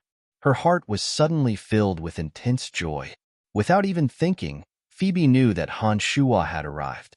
This time, when the panic was dispelled, Phoebe instantly forgot about all the bad things about Han Shuo. She only remembered that Han Shuo had helped her time and time again. Brian. Damn it, why did he only come now? Phoebe called out in her heart, her eyes overflowing with happiness and serenity. She was no longer worried about the dangers around her, as if with the existence of that wisp of black light, there would be no danger that could threaten her. "Come out, you cowardly sneak attacker!" Crespo suddenly shouted and quickly rushed toward Phoebe. That person is coming." Aubrey was suddenly gobsmacked and reacted, shrieking at Crespo. Crespo's body froze midway, but he immediately reacted and shouted, "Impossible. That guy can't even protect himself. He shouldn't have appeared here so quickly." "Who said so?" A gloomy and cold voice suddenly came from afar. When the voice faded, a figure was already standing by Phoebe's side. Han Shuo shot a glance at Crespo, his left hand lightly pressing on Phoebe's back. A ferocious force suddenly erupted, and a series of crackling sounds rang out around Phoebe. Several barriers and Aubrey's imprisonment were suddenly torn apart and destroyed. Phoebe, who was originally imprisoned and unable to budge, suddenly felt that her whole body could move. Before Han Shuo had arrived, Phoebe had constantly called out in her heart, thinking that if Han Shuo rescued her again, she would forgive Han Shuo's fickleness. However, when Han Shuo truly appeared in front of her, Phoebe was still brooding over the previous matter and felt that she couldn't easily forgive Han Shuo. Thus, she snorted lightly and didn't say anything. "Hehe, you dare touch my woman? You're courting death." After Han Shuo released the imprisonment on Phoebe's body with one strike, he viciously looked at the people in front of him and sneered, "Pa, who's your woman? You fickleness scoundrel." Phoebe was both embarrassed and happy. She couldn't help but glare hatefully at Han Shuo, panting with rage as she said, "I still haven't forgiven you for that matter. Don't talk nonsense with me. Of course it's Miss Phoebe, you're my woman. If you weren't my woman, why would I run all the way from the northern part of the city to save you?" Han Shuo grinned and said to Phoebe, "It's really you. How is this possible? How did you escape from Lord Cass's hands?" Crespo's expression changed as he looked at Han Shuo in shock. "Cass? Ha! In the previous battles, it seemed like that guy was always running away, right?" Han Shuo was calm and unruffled in the midst of chaos as he spoke to Crespo. As he spoke, Han Shuo had already taken out the skeletal staff, his expression gradually turning cold. "It's different this time. Apart from Lord Cass, there's also Lord Brown. How did you escape?" Crespo was greatly puzzled and retreated with some fear. In the Church of Light, Han Shuo's infamy was extremely great. After Red Archbishop Cass repeatedly failed at his hands, Han Shuo's strength was gradually recognized by the people of the Church of Light. Crespo could be considered to be self-aware and knew that he wasn't Han Shuo's match with his strength. Thus, He had thoughts of retreating in his heart. All of you, don't even think of leaving alive.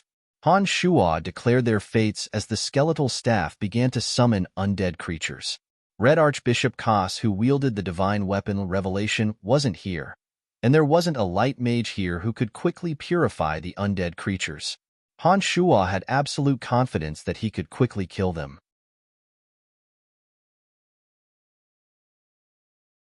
Chapter 412. Under the summons of the skeletal staff, a dense mass of undead creatures surrounded Han Shuo. Han Shuo held Phoebe in one hand and the skeletal staff in the other, rapidly chanting an incantation. Retreat! Retreat! Crespo decisively gave the order and took the lead in retreating. Aubrey, the person in charge of this operation, immediately understood that this operation had failed once again when he saw Han Shuo suddenly appear beside Phoebe. When the hordes of undead creatures gradually appeared, Aubrey also wanted to retreat. Crespo's order to retreat was exactly what he wanted, so Aubrey also began to retreat. Want to run? It's too late. Han Shuo released his grip on Phoebe's small hand and suddenly flew towards Aubrey, the skeletal staff still tightly held in his left hand and the demon's lair edge emerging from his right hand. Aubrey had long since suffered a great loss at Han Shuo's hands. When he saw Han Shuo rushing towards him, his expression immediately changed greatly. He hastily shouted to the archers on the surrounding rooftops, "Shoot him to death!" A rain of arrows rapidly shot towards Han Shuo. The strength and speed of these arrows indicated that these archers possessed extraordinary strength. However, before these arrows could reach Han Shuo, the skeletal staff in Han Shuo's hand shook and several white bone shields suddenly appeared, blocking all the arrows in several directions. Han Shuo's speed exceeded Aubrey's expectations. Just as Aubrey turned around to look, the cold and stern Han Shuo had already arrived not far behind him. "Careful!" Crespo suddenly shouted from nearby, the silver spear in his hand piercing towards Han Shuo at high speed like a drill bit. Han Shuo turned his head and shot a glance. With a wave of his right hand, the demon's lair edge left his hand in a streak of black light and pierced the tip of the silver spear with a whoosh. Clang! A dazzling radiance blossomed, and Crespo only felt a huge force enter his body through the spear shaft. It rushed into his internal organs from his arm and instantly caused serious damage to his divine body. He couldn't help but spit out a mouthful of blood and retreated with a pale face. Clang!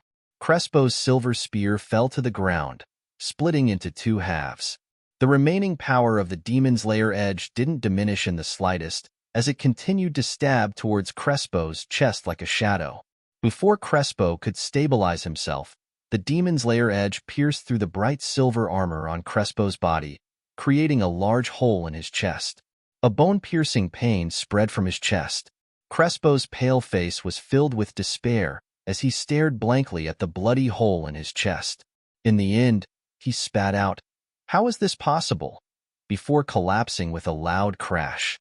Aubrey was frightened out of his wits as he desperately fled into the distance, no longer caring about the lives of others. As the main helper of this operation, Crespo was originally a Sky Knight. After joining the Temple Knights of the Church of Light, he received the additional protection of divine power due to his devout belief in the God of Light. His strength was much higher than that of an ordinary Sky Knight. That silver spear and the bright silver armor on his body were both items that only high-ranking members of the Temple Knights were qualified to possess. In the eyes of any alchemist on the continent, they were very high-grade weapons. Both the weapon and the armor even contained divine power. Who would have thought that they would be torn apart like paper under the attack of that weapon? This caused Aubrey to tremble with fear. The fleeing Aubrey obviously didn't understand that Han Shuo's speed was far superior to his. Before Aubrey could leave the buzzed Merchant Guild sphere of influence, a cold shout came from behind him. Aubrey was aghast as he desperately began to cast the spatial shifting magic that he had yet to master. For a space archmage like Aubrey, his understanding of space magic could only be considered to be at the beginning of the path. He couldn't freely teleport over short distances like a space grand magus like Emma could. Rashly casting a magic that he hadn't mastered was a suicidal act. However, Aubrey had no other choice now. He understood that Han Shuo wasn't someone he could match up against. Since there was no hope of escaping with speed, he could only risk his life and use the spatial magic that he hadn't mastered yet. When a person was in desperate straits, they would always burst forth with some potential. Aubrey, who normally required 2 seconds to chant a magic incantation, actually managed to shorten the time of the incantation by 1 second at this time. Han Shuo hadn't even approached Aubrey when suddenly, a strong spatial fluctuation came from Aubrey's surroundings. Suddenly, the space shattered like glass. Aubrey let out a horrified howl as his body seemed to shatter into pieces like a broken mirror. When the space returned to normal, Aubrey had disappeared without a trace. Han Shuo abruptly stood in place. He had some misgivings about space magic. Rashly using a magic that he wasn't familiar with would sometimes result in even greater power than some orthodox space magic. This Aubrey was clearly in this situation. From Han Shuo's point of view, Aubrey's body and space had shattered at the same time. There must have been a problem with the magic, causing him to lose his life as well. Before the space returned to normal, if Han Shuo suddenly entered that area, it was very likely that he would be affected by the magic and wouldn't be able to leave. If he ended up falling into another space, then Han Shuo would really want to cry, but no tears would come out. It wasn't known whether Aubrey was dead or alive, but from Han Shuo's point of view, it was more likely that he would be dead than alive. Without wasting any time, Han Shuo directly went to Phoebe's side and grabbed Phoebe, hastily saying, "Let's go first. I reckon that Lawrence's side is the most dangerous." Phoebe was startled and delighted at the same time. She was startled because of what Han Shuo had said about Lawrence's danger. She understood that Lawrence was the most crucial person. This time, since Ashburn dared to make a move against her so brazenly, then Lawrence would most likely be in grave danger as well. Once Lawrence was killed, then first Prince Charles and Ashburn would be able to truly grasp the situation. Then, the only path left for her and Han Shuo would be to escape. She was delighted because Han Shuo clearly knew that Lawrence was in greater danger, yet he still came to rescue her first. This was enough to prove that her importance in Han Shuo's heart was far greater than anything else. This was because Lawrence's survival would bring more benefits and power to Han Shuo. Phoebe was truly moved that Han Shuo had come to rescue her first at such a crucial time. "What should we do with them?" Phoebe immediately agreed. Soon after, she looked at the bodyguards beside her, as well as some merchants from the Buzzed Merchant Guild, and asked Han Shuo, "Let them escape on their own. Don't worry, the remaining enemies will have no chance to make a move against my undead creatures." Han Shuo hastily instructed, "Miss, you should leave first. We know what to do." The bodyguard leader hastily expressed his stance to Phoebe. Phoebe hesitated for a moment before nodding. "All right then, be careful and leave quickly." Han Shuo didn't waste any more words. He picked up Phoebe by the waist and flew towards Lawrence's current residence. "Bastard. How can you do this in front of so many people?"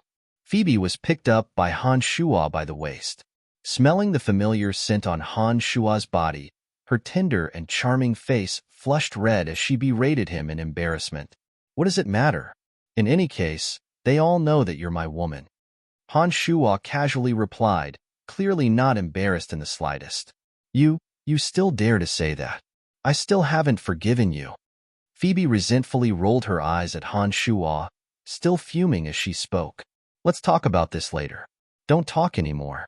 We have to find Lawrence quickly. If Lawrence is really dead, I will take you and leave Asen City immediately.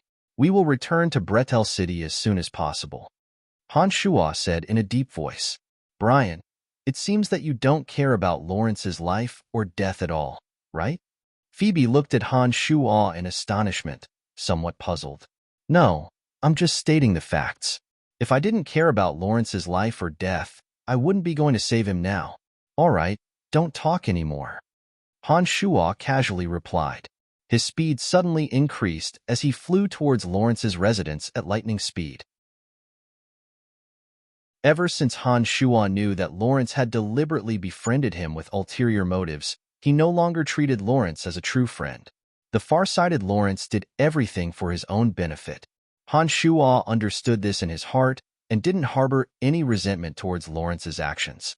However, it was impossible to say that Han Shuo didn't have a bit of grudge in his heart. It was just that Han Shuo's and Lawrence's interests were now firmly tied together. The two of them had become grasshoppers on the same string. Only when Lawrence ascended the throne would Han Shuo be able to obtain the greatest amount of benefits. Although this kind of relationship was maintained purely based on benefits, it wouldn't be mixed with too many personal feelings. It could only be said that Han Shuo saving Lawrence was all for his own benefit, and not because of his personal feelings towards Lawrence. Therefore, Han Shuo didn't have too many feelings towards Lawrence's life or death. That was why his expression was so indifferent when talking about Lawrence's life or death.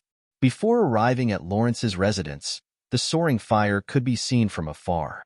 On such a night without moonlight, the fire in Lawrence's residence was truly too conspicuous. There were a few noble mansions surrounding Lawrence's mansion, but those mansions were as peaceful as usual. Their doors were tightly shut, and not a single person walked out to take a look. It was as if they had suddenly become blind and deaf, turning a blind eye to the activity within Lawrence's mansion. Each and every one of them seemed to have sunk into the deepest sleep. When Han Shuo swept past those eerily quiet mansions, the mystical demon circled around in the air and suddenly discovered that those seemingly quiet mansions were similarly filled with panic. However, under the stern reprimand of the masters inside, not a single person dared to make a sound. Not a single person walked out of the mansions to take a look out of curiosity. Such was the hypocrisy of the world. The nobles in these residences weren't part of Lawrence's faction. Most of them hadn't indicated which side they supported, which was why they were able to escape by a fluke. The old nobles were all people who knew what to do. They understood that in the entire Lancelot Empire, only Ashburn and eldest Prince Charles dared to make a move against Lawrence's residence. This power wasn't something they could contend against. Watching from the sidelines was the wisest decision. Rumble. A huge explosion sounded from within Lawrence's residence. Han Shuo could see tall and spacious houses collapsing with a loud rumble from afar. In the dusky sky, two golden shadows were extremely dazzling as they moved about on top of a few houses. Every time a golden light flashed, a house would collapse. Slender gullies would appear after the golden light flashed. The magic boundary that enveloped Lawrence's entire residence was continuously destroyed. Many servants on the periphery were stabbed to death by sharp weapons one after another. Corpses were strewn all over the ground. Some knights wearing brown, silver, and gray armor, as well as some mages wearing white, red, and black robes, surrounded Lawrence's residence from all directions. Among these people were experts under Ashburn, experts subdued by eldest Prince Charles, and experts sent by the Church of Light. When they were about to reach that area, a mystical demon finally took the lead and approached. Suddenly, he sensed two shadows moving about. One of them was actually Sacred Swordmaster Corel, while the other was a golden-haired old man dressed in a knight's attire. This golden-haired old man held a golden spear in his hand. The golden armor on his chest had a design of an angel statue. The design of the angel statue was vivid and lifelike, and its wings seemed to be constantly flapping. A divinity temple knight with an angel statue on his chest was the symbol of one who had been blessed by the god of light. Every divinity temple knight with an angel statue had terrifying strength comparable to a sacred knight. If this divinity temple knight was a sacred knight, then his strength would be even more terrifying. However, this kind of divinity temple knight was extremely rare within the Church of Light. Under normal circumstances, they definitely wouldn't leave the God of Light's hall easily. It was rumored that only when an evil heretic that blasphemed the God of Light appeared would these extremely rare divinity temple knights leave and replace the God of Light to punish that great heretic. Han Shuo didn't expect to actually see one in the Lancelot Empire. His heart was filled with astonishment. The golden spear in this divinity temple knight's hand overflowed with strands of golden light. Waves of incomparably sacred aura spread out, giving Han Shuo an extremely uncomfortable feeling. Golden fighting aura was something that only sacred knights and sacred swordmasters could possess. This divinity temple knight being able to release golden fighting aura meant that he himself was a sacred knight. Once this kind of powerful existence obtained the blessings of the god of light, their strength would be frightening. Han Shuo only took one look and started to faintly worry for Sacred Swordmaster Corel. With so many experts besieging Lawrence's mansion, Han Shuo naturally wouldn't be so stupid as to forcibly barge in. He hastily summoned the Earth Elite Zombie and opened up a passageway leading to the center of Lawrence's mansion. He then brought Phoebe and drilled in.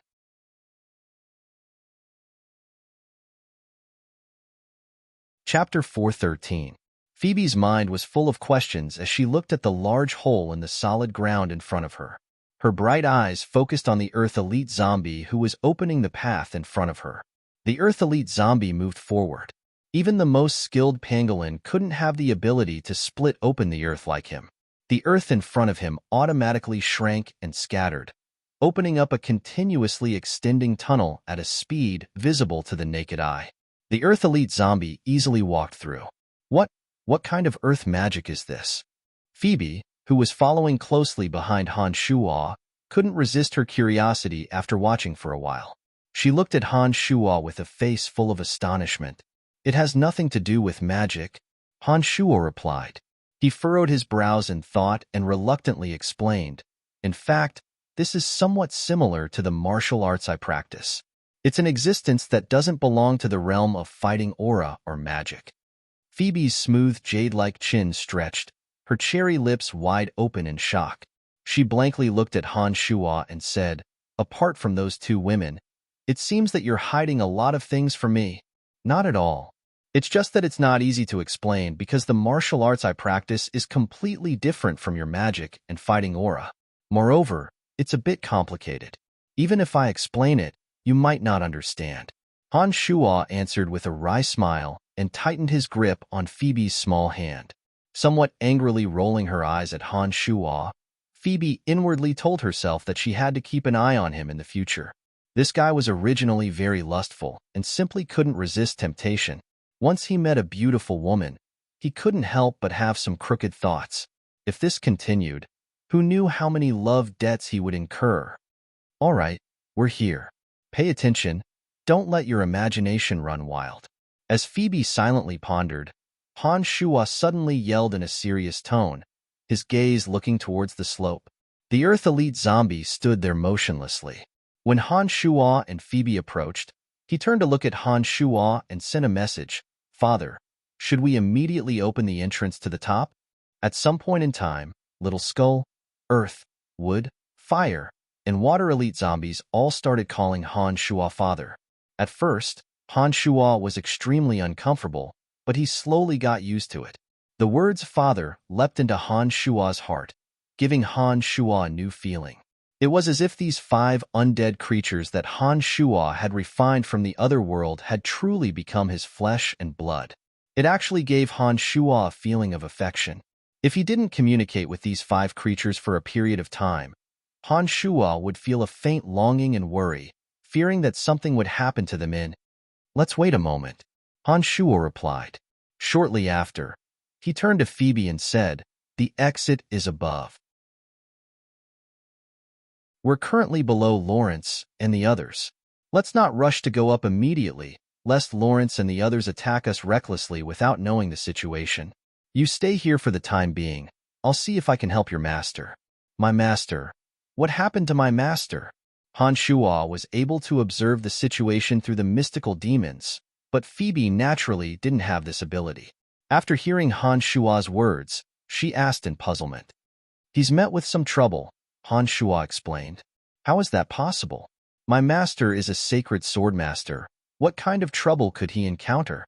Phoebe had a kind of blind trust in Corel. She asked Han Shuo with a light smile, without any trace of nervousness in her expression. Your master is currently battling with a temple knight of the Church of Light.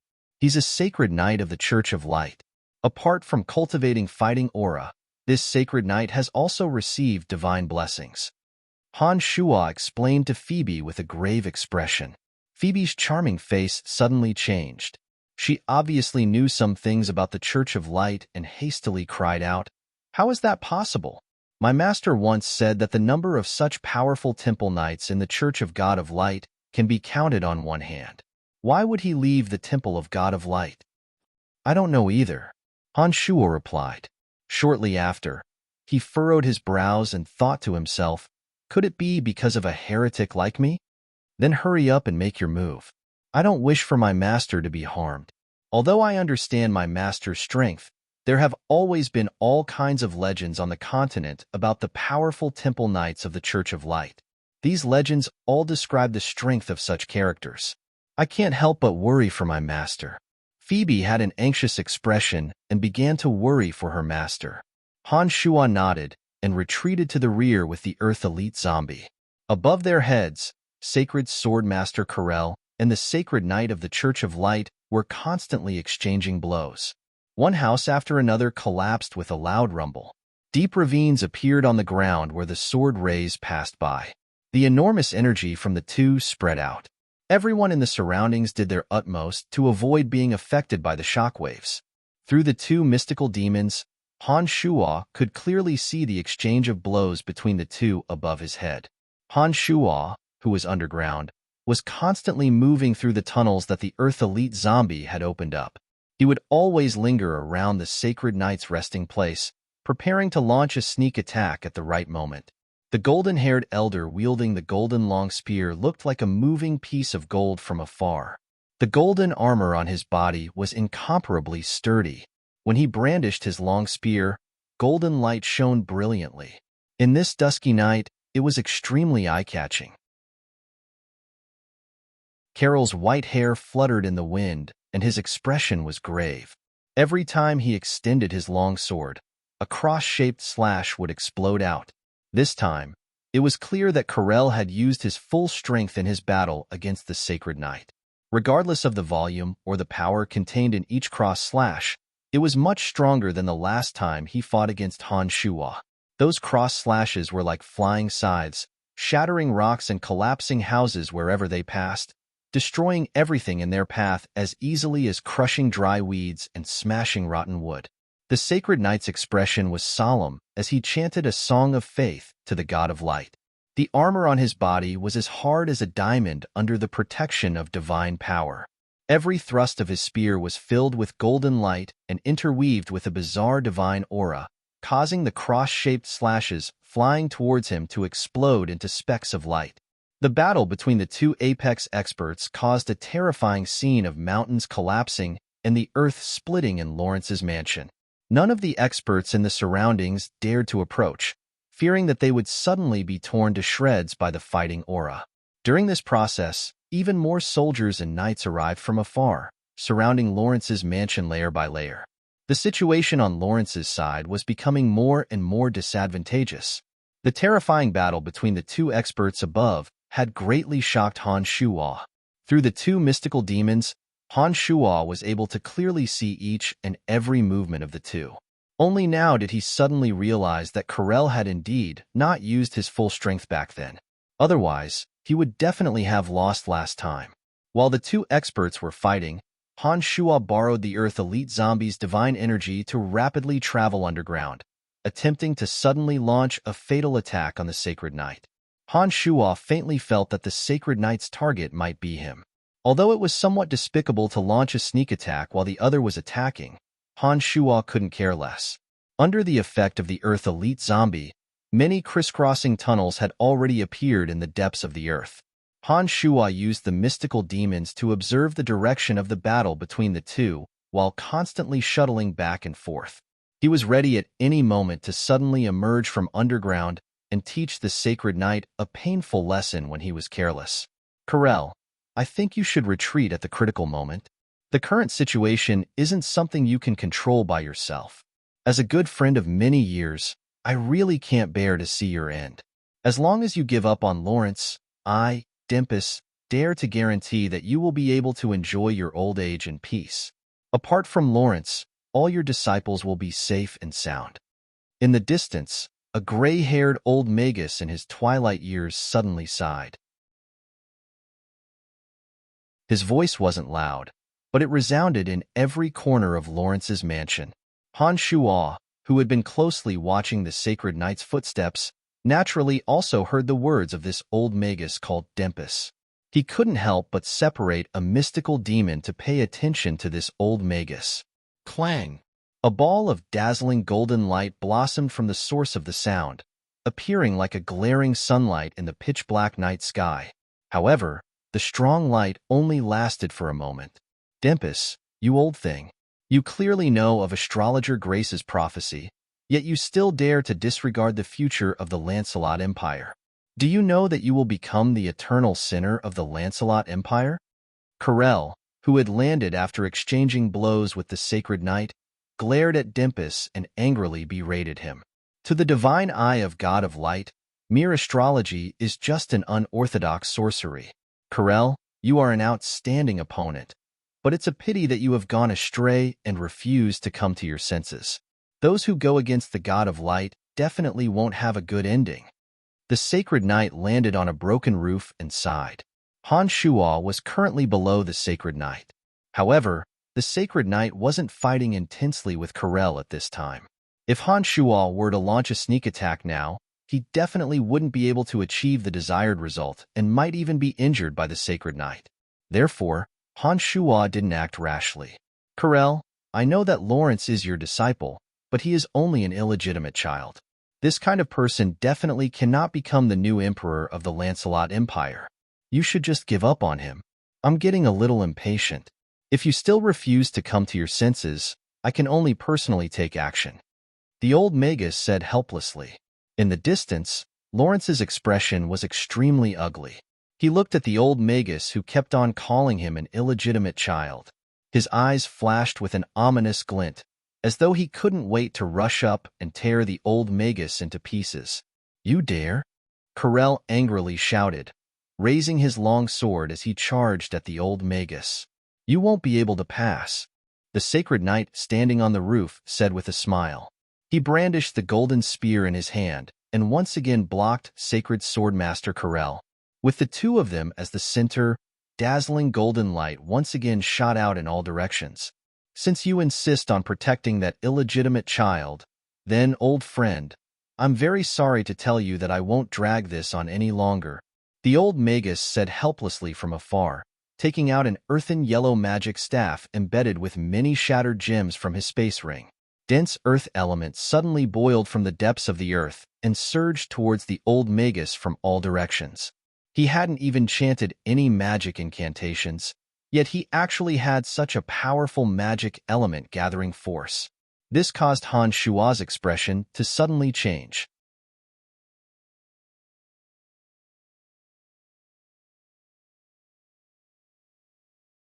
Chapter 414.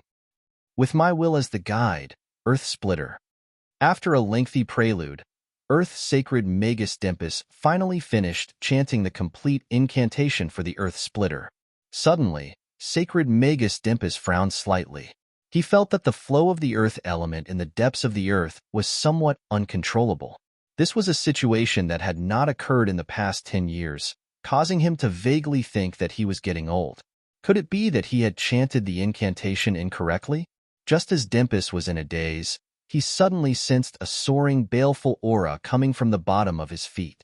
This soaring, baleful aura did not have any concealment. The moment he sensed it, it tore through the hard rock and stabbed towards him like an indestructible sharp sword. Frightened, Earth Sacred Magus Dimpus no longer had the leisure to correct the Earth Splitter that had gone out of control. All of his attention was focused on the sudden danger. That surge of killing intent that tore through the rocky ground was blood-red in color and was stabbing towards his feet like a waterfall. Dimpus cried out in his heart and hurriedly rose from the ground, using the levitation spell to fly towards the sky. At the same time, Dimpus hastily chanted the Earth Armor, the Earth Defensive spell. Dense Earth element frantically gathered on his body from all directions. A grayish-brown armor formed from the condensation of the dense Earth element instantly covered Earth Sacred Magus Dimpus' body. He also released a tenfold gravity spell that only shrouded the area around his feet. Han Shuo, who was flying at lightning speed, suddenly felt the pressure increase tenfold when the Demon's Lair edge was about to pierce Dimpus' feet. His speed of soaring into the sky unknowingly slowed down for a moment. Han Shuo promptly made a decision and frantically poured his demonic yuan into the demon's lair edge while his body abruptly descended. Under the infusion of Han Shuo's demonic yuan, the demon's lair edge suddenly flew out with thousands of blood rays. It was no longer affected by the gravitational force after a moment of hesitation in the air, blasting towards Earth sacred Magus Dimpus with the blood ray of 10,000 cuts. Dimpus' expression was aghast. In his haste, he did not have the time to chant another earth magic spell. Without hesitation, he smashed the magic staff in his hand down with all his might. The magic staff in his hand was similarly condensed with dense earth elements, becoming as hard as the most solid diamond. Amidst the ear-piercing sounds of metal clashing, Dimpus' magical staff was shattered into pieces by the demon's lair edge. The demon's lair edge, which had finally become an arrow at the end of its flight, still persistently bombarded Dimpus' body, enveloping Dimpus, who was covered by the earth armor, before finally releasing its remaining energy into Dimpus' body. Dimpus' earth armor did not have any damage, but the strands of cold air within the demon's lair edge had penetrated through the earth armor's physical defense and directly entered Dimpus' old body. Earth sacred Magus Dimpus shuddered as his eyebrows suddenly froze. Beside Dimpus, some of the experts who had followed him over only reacted at this moment. In an instant, all kinds of magic and weapons bombarded the demon's lair edge. The demon's lair edge slithered forward like a python, evading most of the attacks before suddenly disappearing into the ground. Rumble. At the same time, an earth-shaking rumble suddenly came from beneath their feet. The knights and soldiers standing on the ground all lost their balance and began to sway from side to side. All of a sudden, hundreds of earth spikes burst out from the ground like sword rays, piercing some of the knights and soldiers who were caught off guard and killed them. Amidst the violent rumbles, the ground suddenly split open with many large and small ravines. The bottomless ravines swallowed dozens of lives. For a moment, the area with Dimpus as the center had become the main area to withstand the effects of the Earth Splitter spell. Amidst the rumbles, people were continuously killed by this astonishingly powerful earth magic. Dimpus, who had the cold air invading his body, could feel the chaotic cold air in his body. He felt that his body had turned from spring to winter. His hands and feet suddenly became somewhat stiff and numb. He was so cold that cold air was emitting from his entire body. His hair and eyebrows were actually showing signs of freezing. Dimpus had obviously also discovered the abnormal movements that were impossible to appear beneath his feet. Unfortunately, Dimpus, whose hands and feet had turned cold due to the cold air, was unable to suppress the abnormality beneath his feet. He could only tremble as he watched his Earth Splitter spell cause huge casualties on his side. Lord Mage, what is going on? A temple knight of the Church of Light was pulled up from the abyss by a white-robed priest. He angrily looked at Dimpus, who was floating in the air above his head, and reprimanded. Kaka. Dimpus was very anxious as he tried to explain that this wasn't his fault. Unfortunately, the only thing that came out of his mouth was this kind of trembling sound. Lord Mage, are you too old? You can actually release such a crucial spell wrongly. Do you know how many experts we have lost because of this wrong spell of yours? Another white-robed priest of the Church of Light similarly had a furious expression. Sacred Swordmaster Corel, who was rapidly charging over, suddenly sensed the abnormality at Dimpus' side midway. His heart was filled with doubts. After a few cross slashes forced the Sacred Knight to retreat, Corel frowned as he looked at Dimpus from afar. Suddenly, he seemed to have understood something. He immediately abandoned the Sacred Knight and turned around to rush towards Lawrence's side. The survivors beside Dimpus, who were frantically cleaning up the mess, didn't have the leisure to care about Han Shuo, who had once again dived into the ground. One by one, they pulled up their companions who were still struggling in the gully and helped treat the wounds of the survivors who had been stabbed by the earth spikes. Han Shuo rapidly distanced himself from Dimpus' area after his attack. The demon's lair edge returned to his hand. Unknowingly, Han Shuo had arrived beneath the feet of the Sacred Knight from the Church of Light. Calmly observing the Sacred Knight through a mystical demon, Han Shuo discovered that the sacred knight was looking at Dimpus with a puzzled expression. He was frowning as though he was considering something. Han Shuo held his breath and concentrated. He wasn't in a hurry to make a move. Instead, he used the mystical demon to observe every change in the sacred knight's expression from afar. He was looking for the most opportune moment to give the sacred knight a fatal blow. The sacred knight looked at Dimpus with a puzzled expression. Suddenly, he seemed to have understood something. His puzzled expression turned into anxiety. The golden spear in his hand trembled as he rushed towards Dimpus, as though he wanted to help Dimpus disperse the cold air in his body. Han Shuo, who had been waiting for the most opportune moment, suddenly used the same trick again when the sacred knight had just taken a step. He once again made use of the demon's lair edge's unstoppable sharpness to pierce through the ground towards the sacred knight's left foot that had yet to take a step. The boundless killing intent couldn't be concealed. The sacred knight's expression greatly changed as he immediately retracted his right foot. His right foot, which was mixed with divine energy and fighting aura, ferociously kicked towards the bottom of his foot. Han Shuo's demon's lair edge had just pierced through the ground when a torrential force violently surged over. Rumble! The sacred knight stomped his right foot, and a large ball of golden light suddenly entered the ground. With his right foot as the center, a round pit suddenly appeared. Han Shuo definitely didn't expect the sacred knight's reaction to be so quick. Before the demon's lair edge could stab into the sacred knight's left foot, the sacred knight had already retracted his right foot and exploded with a terrifying force. The soft ground suddenly became as heavy as a mountain under the force of that stomp, forcibly stopping Han Shuo's sneak attack deep underground. Hee Marquis Brian, I knew it was you. The sacred knight above laughed loudly. The golden spear in his hand trembled with hundreds of strands of golden light. He waved it for a moment before abruptly stabbing it into the deep pit beneath his feet. Suddenly, needle-like fighting aura pierced through the ground and shot towards Han Shuo at high speed. Those strands of golden fighting aura contained a sacred aura that Han Shuo loathed immensely. With a speed that made it impossible for Han Shuo to dodge, they arrived in front of Han Shuo in an instant.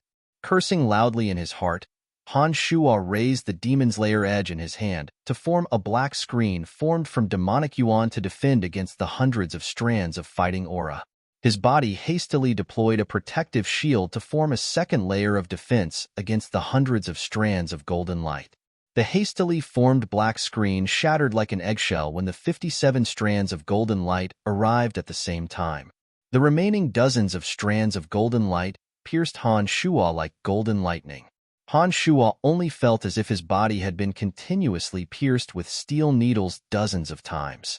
His incomparably tough body couldn't withstand it, and he suddenly spat out a mouthful of blood. The protective shield dimmed. Han Shuo looked as if he had been pierced dozens of times by arrows. Dozens of finger-sized bloody holes suddenly appeared on his body. Even his forehead had 3 bloody holes, completely destroying Han Shuo's handsome face, making him appear incomparably terrifying. Kid, I knew you were up to no good. I was waiting for your sneak attack. Hee, you're still a bit too inexperienced. The sacred knight's laughter came from above. He flicked the spear in his hand and prepared to attack Han Shuo again. This was the first time Han Shuo had failed like this since he started cultivating. He cursed the sacred knight's 18 generations of ancestors in his heart. He knew that his premeditated sneak attack had been seen through long ago, and that he had ended up in a situation where he tried to steal a chicken only to end up losing the rice used to lure it. Forcefully resisting the urge to charge out and fight it out with the sacred knight, Han Shuo didn't wait for the sacred knight's next wave of attacks to arrive. He decisively returned along the path he had come from. Having cultivated the demonic arts to Han Shuo's level, as long as his consciousness wasn't scattered and his demon infant wasn't destroyed, he would be able to recover no matter how great the damage to his body was. Therefore, Han Shuo wasn't worried about his disfigured face. There were too many experts on the other side. Han Shuo knew that he wouldn't be able to gain any benefits by forcefully going out. Although he was extremely unwilling, he had no choice but to retreat. The Earth Elite Zombie, who had just destroyed the Earth Sacred Magus Dimpus's Earth Fisher, suddenly felt the boundless anger and resentment in Han Shua's heart. The Earth Elite zombie, who was deeply affected, disobeyed Han Shua's orders for the first time. He actually forcibly escaped from the depths of the earth. Suddenly, thousands of earth spikes abruptly rose from the ground one by one. The earth was like a continuous stretch of forest, undulating up and down. While the Sacred Knight's body was unstable, the Earth Elite zombie, who had been naive all along, recklessly charged at the Sacred Knight. Chunks of earth flew out from the earth and stuck to the Earth Elite zombie's body. In an extremely short period of time, the Earth Elite zombie was covered by tens of thousands of tons of earth. The Earth Elite zombie had turned into a 10-meter-tall clay man. His original naive appearance could no longer be seen, as though he had merged with the earth. He ferociously stomped on the somewhat stunned Sacred Knight. No! Han Shua, who was deep in the earth, suddenly let out a heart-wrenching cry. Ignoring the bloody wounds on his body, Han Shua once again soared into the sky from the ground, anxiously charging at the Sacred Knight. However, before Han Shua could get close to the Sacred Knight, the golden spear in his hand suddenly shot out a dazzling golden light. The spear stabbed right at the foot of the 10-meter-tall clay man that the Earth Elite zombie had transformed into. A torrential force suddenly erupted, all of it rushing into the Earth Elite zombie's body. The Earth Elite zombie's body, which was formed from mud, suddenly shone brightly after the golden light entered it. Soon after, large chunks of the mud covering its body fell off. The Earth Elite zombie, which had returned to its original size, was struck by a beam of golden light and was suddenly sent flying backwards. A large chunk of the natural armor on its chest had caved in deeply. Han Shua's eyes were crimson red. He had never been as angry as he was now. Little Skull, the Fire Elite zombies, and the Wood Elite zombies in the other plane all sent a strong message that they wanted to descend to this plane.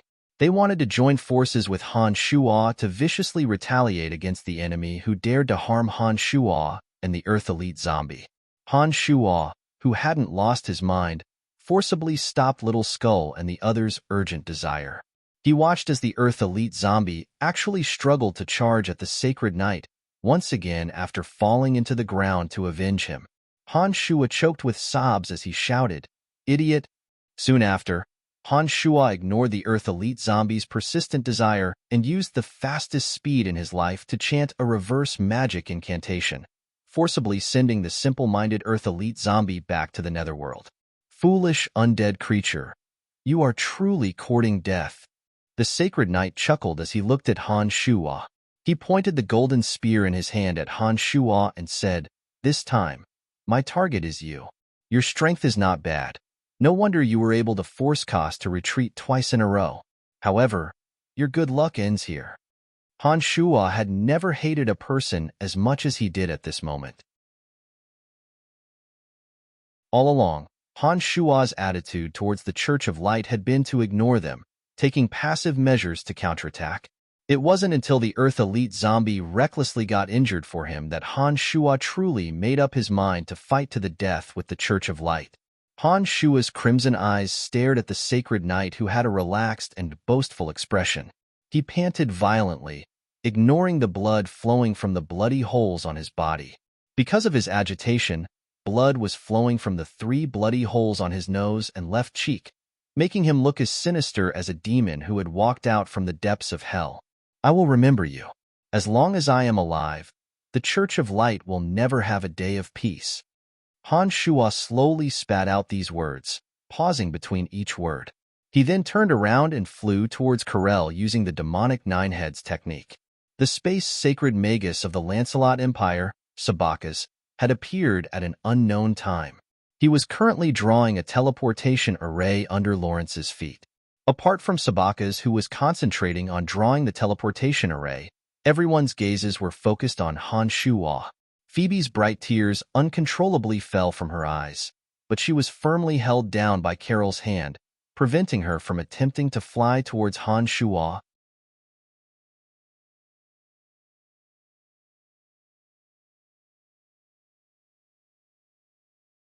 Her tender little hands trembled as she caressed the terrifying bloody hole on Han Shua's face. It's nothing, don't worry.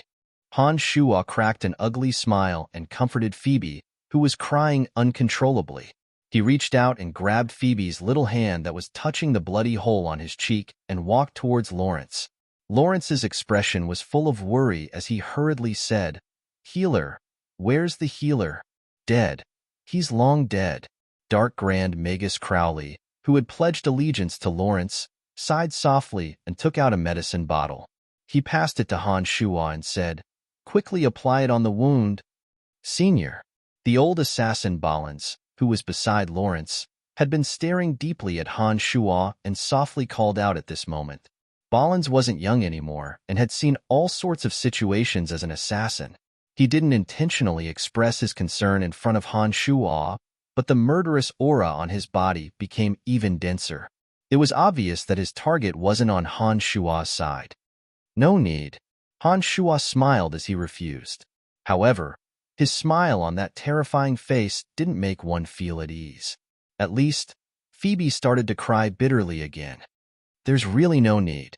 My wound is no longer bleeding. The martial technique I train in is special. This kind of external injury that looks very serious won't have any substantial effect on me." Han Shuo couldn't help but explain once again when he saw everyone anxiously trying to apply the medicine on his body. Hearing Han Shuo's words, everyone couldn't help but seriously size up Han Shuo with a bellyful of doubt. All of their expressions suddenly froze.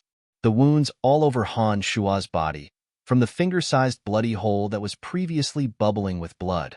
All of the fresh blood seemed to have frozen at the entrance of the hole. The scarlet red muscle fibers on the wound wriggled like worms. The originally finger-sized bloody hole had actually shrunk to half its original size. Sacred Swordmaster Corel, who was always calm and unperturbed, was somewhat doubting his own eyes. He subconsciously closed his eyes and opened them again, gazing at the bloody hole on Han Shuo's body. It had really shrunk to half its original size. Carol's expression changed. With his torch-like eyes, he could clearly see that the bloody hole on Han Shuo's body was the size of a pinky finger and was oozing scarlet blood. However, not only had the bleeding stopped, the bloody hole had also shrunk to the size of a chopstick. Han Shuo had soared into the sky from the depths of the ground and sent that peculiar undead creature back to the other world before flying back to their side. All of this took less than 2 minutes. 2 minutes was roughly equivalent to one trance. Such an unimaginable transformation in such a short period of time, Corel couldn't help but be indescribably astonished. Ballins's eyes burned with passion as he stared at the bloody hole on Han Shuo's lower abdomen. This bloody hole near Han Shuo's demon infant was now only the size of a toothpick and no longer as terrifying as it was at the beginning. Demonic arts. This was the might of demonic arts. Ballins shouted in his heart. He who was about to cultivate the demonic arts suddenly felt his heartbeat accelerate, and the excitement in his heart became somewhat uncontrollable. "All right, you guys don't have to worry about me. I will recover very quickly. Now, we should think of how to block those people's attacks and buy enough time for Mr. Sabaka's." Han Shuo turned his head to look at the restless enemies and said calmly in a deep voice. Under Han Shuo's reminder, everyone had discovered the abnormality on his body. Now that they heard him say these words with a calm expression, they suddenly understood that the current situation was far from good. Looking in the direction of the enemies, they suddenly discovered that the Sacred Knight and Earth Sacred Magus Dimpus were recklessly charging over. Space Sacred Magus Sabakas was the only one who didn't raise his head to look at Han Shuo. At this moment, he was holding a magic staff with a tip as sharp as a pin and was carving a complicated space magic formation on the flat rock ground. This magic formation with a diameter of 3 meters had an irregular rhombus shape. Every time Sabakas drew with his magic staff, thin and long veined lines would appear. Strands of elemental energy flowed along the tip of the magic staff and disappeared into the veined lines. Sabakas, who was completely focused, had completely forgotten himself. In his eyes, there was nothing else other than the magic formation beneath his feet. He simply didn't care about the movements outside. It was as if he wouldn't even frown if the heavens fell and the earth split apart. As a space sacred magus, No one could stop Sabakas if he wanted to leave alone. If Sabakas was willing, he could even bring 1 or 2 people along with him. Unfortunately, there were too many important people here, and Sabakas couldn't disregard the lives and deaths of others. Thus, he could only use the magic transportation formation. The objective of the Sacred Knight and Earth Sacred Magus Dempus, who were charging over, was obviously to stop Sabakas from completing the magic formation. With the advantage of numbers, they planned to get rid of everyone here once and for all, so as to avoid leaving behind endless troubles in the future. While Dempus was flying over, another magic staff actually appeared in his hand. He once again started chanting a lengthy magic incantation. His eyes were focused on Han Shuo, as if Han Shuo was his greatest enemy. Pay attention, we must not let anyone disturb Sabakas, Sacred Swordmaster Karel hastily instructed after recovering from his shock at Han Shuo's body. Usually, the strongest person in a team would be the leader. Carol's words made everyone on Lawrence's side focus their attention. They immediately surrounded Sabakas in a square formation, intending to fight for enough time for Sabakas. Let's go. Just as everyone was prepared to buy time for Sabakas, who had been concentrating on setting up the space magic formation, suddenly let out a light sigh. Everyone's expressions relaxed. Under Sabakas's guidance, Lawrence and the group with the weakest battle strength took the lead and stood inside the magic transportation formation. Don't let them escape. The Sacred Knight who was rushing over shouted from afar. Meteor rain. Dempus, who had been chanting earth magic, finished chanting. Suddenly, a rumbling sound came from above everyone's heads as several hundred meteors suddenly fell from the sky. It was easy to imagine what would happen if such a dense meteor rain fell in such a small area. The skeletal staff suddenly appeared in Han Shuo's hands. Thousands of bone spears shot into the sky like a rain of arrows. A bewitching white bone shield blossomed with malevolent beauty, blocking everyone's heads. A few mages simultaneously released defensive magic. Sacred Swordmaster Karel raised his longsword and coldly looked above, ready to block the descending attack at any time. Squeak, squeak. As the meteors rumbled and smashed down, a peculiar sound came from the sky. Han Shuo raised his head and stared, discovering that a black hole had suddenly split open in the sky. It was as if a demon had opened its ghastly mouth, as if the sky had been torn apart by a black sack. That terrifyingly powerful meteor rain was swallowed by the black hole. The defensive measures that Han Shuo had taken out were completely useless. All right, it's your turn. Space Sacred Magus Sabakas pointed at the space magic formation in front of him and said to the remaining Han Shuo, Karel, Chloe, and Phoebe. His expression was calm, without the slightest nervousness that one would expect in the face of danger. He was truly indifferent to favor or disgrace. Han Shuo stared blankly and looked at Space Sacred Magus Sabakas with some astonishment. At this moment, Sabakas no longer had his usual amiable smile. Instead, his focused face had become somewhat solemn. Han Shuo understood in his heart that the black hole that had swallowed the meteor rain was released by this old man. However, Han Shuo didn't hear Sabakas chanting an incantation earlier. This caused Han Shuo to be overwhelmed with shock, but at the same time, he understood that Sabakas was already able to release magic through telepathy. It seemed that even though they were both sacred magi, Sabakas's comprehension of the essence of magic should be higher than Dempus. Let's go.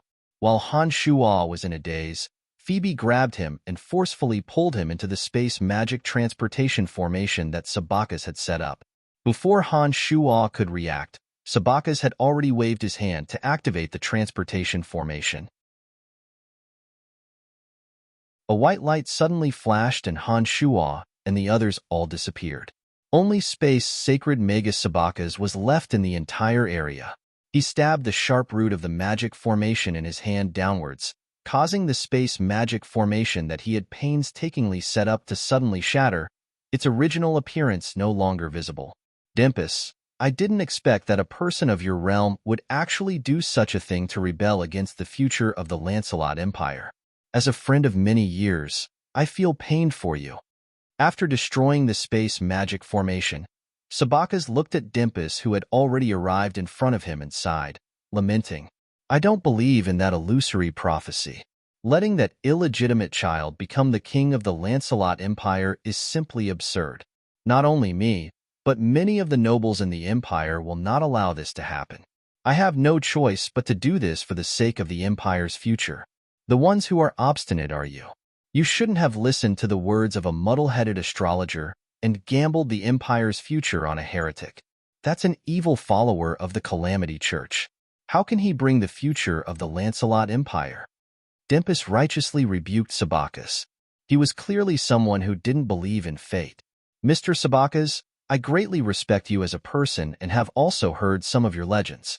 However, I still have to say that even if you rescue Lawrence and the others, you still won't be able to change their fates. The entire Austin City is currently under the control of the Duke and the eldest prince. They ultimately won't be able to escape." That sacred knight laughed heartily as he said this to Sabakas. "That's not necessarily true." Sabakas calmly looked at the sacred knight and said in a deep voice, "At least there's one place that you won't be able to easily control." The Dark Mantle headquarters was a place with even tighter defenses than the Imperial Palace. Even if the Imperial Palace was under their control, the Dark Mantle headquarters wouldn't be easily taken down.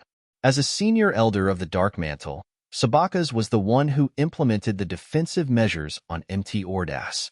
He clearly understood the powerful defensive capabilities of Mt. Ordas. It can't be denied that the Dark Mantle headquarters isn't something that outsiders can easily take down, that sacred knight said with a serious expression.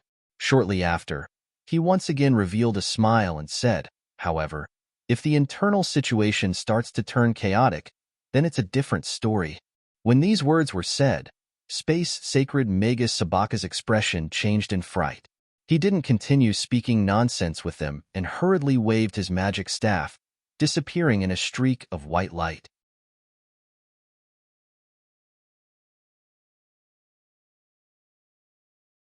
Chapter 416.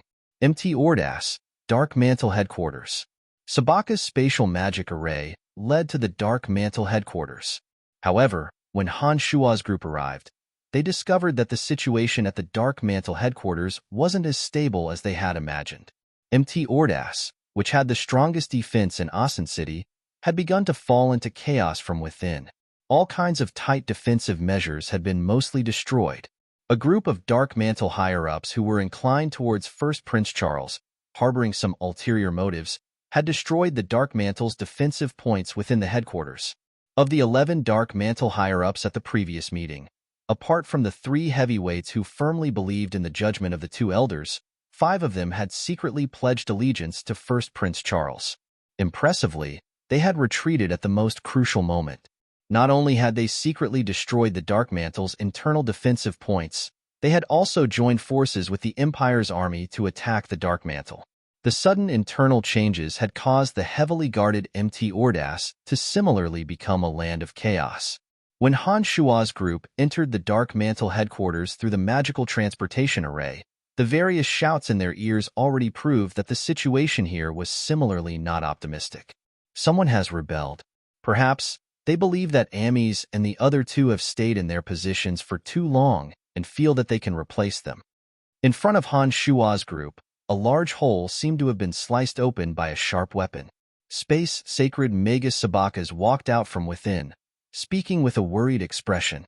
The wounds on Han Shua's body continued to slowly shrink and close up under the nourishment of the magical yuan.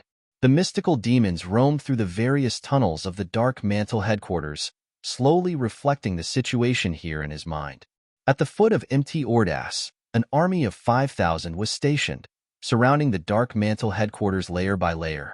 The 5 upper echelons of the Dark Mantle that Han Shua had seen last time had joined forces with Charles and Ashburn's forces and were currently attacking the Dark Mantle headquarters. These 5 people had destroyed various defensive points of the Dark Mantle from the start. They were very familiar with the internal situation of the Dark Mantle. The battle proceeded in an orderly manner under their command. As the mastermind behind the scenes of the Lancelot Empire, the Dark Mantle was still tenaciously withstanding the attacks despite the appearance of 5 traitors. Every member of the Dark Mantle headquarters was a true expert.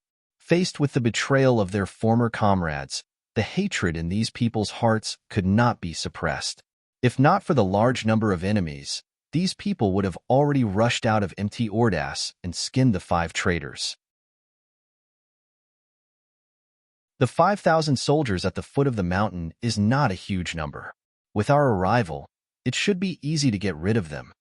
Han Shuo saw the situation clearly through the mystical demons and immediately frowned as he spoke to space sacred Magus Sabakas. Sabakas had a stunned expression, feeling astonished at Han Shuo's ability to control the overall situation. As the controller of space magic, Sabakas had gone to the outer perimeter to take a look before coming over. Only then did he understand the power surrounding Mt. Ordas. He did not expect that Han Shuo would actually understand the surrounding situation after being transported to this area. Sabakas had heard too much about the miraculous abilities of Han Shuo from others. However, Sabakas, who had never seen it with his own eyes, clearly had his suspicions. It was only when he heard Han Shuo's words that he seriously looked at Han Shuo that he suddenly discovered that the bloody hole on his face had already completely healed, with no traces of injury visible. Grace's prophecy was indeed accurate. The appearance of such a miraculous person in the Lancelot Empire would indeed bring about a new future for the Lancelot Empire.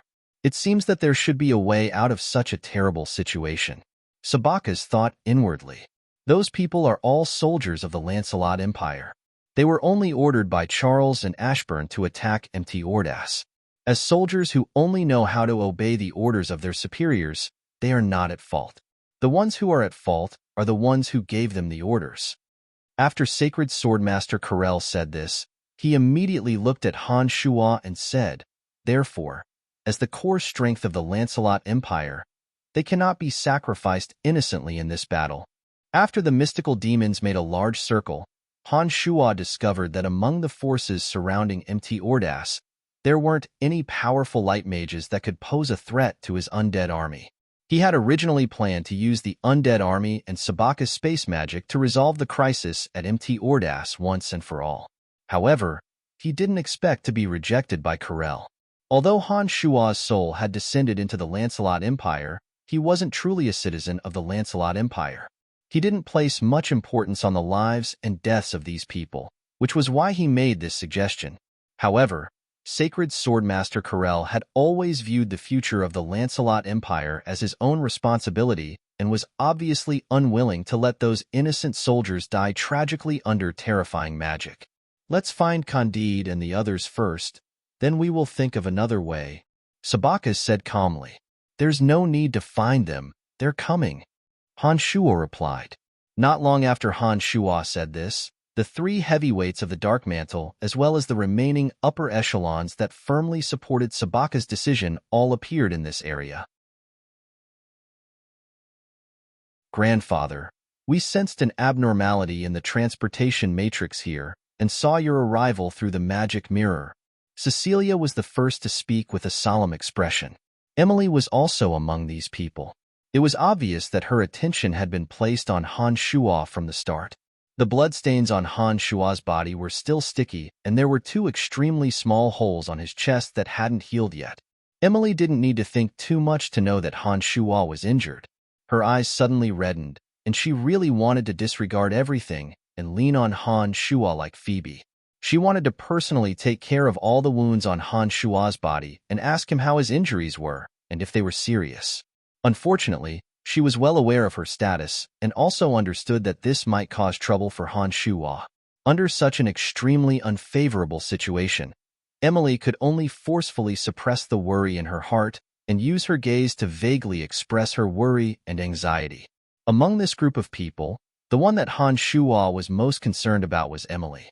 After Han Shuo had descended into the Dark Mantle headquarters and discovered that the Dark Mantle had also fallen into a tight encirclement, he had immediately started to use mystical demons to search for traces of Emily. He only truly relaxed after discovering that Emily was safe and sound. Emily's reddened eyes were enough to let Han Shuo understand the concern in her heart. He couldn't help but feel warmth in his heart.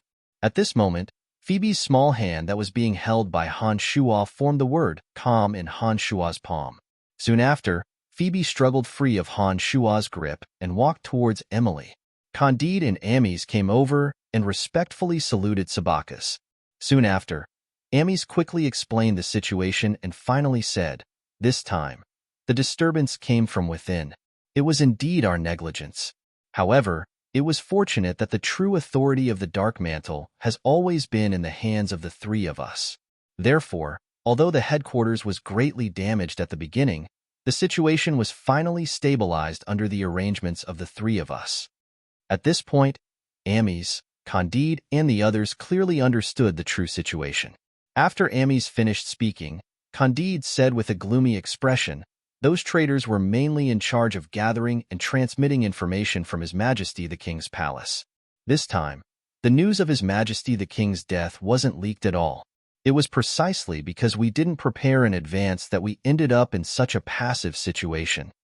"They must die," Lawrence lightly shouted, enunciating each word.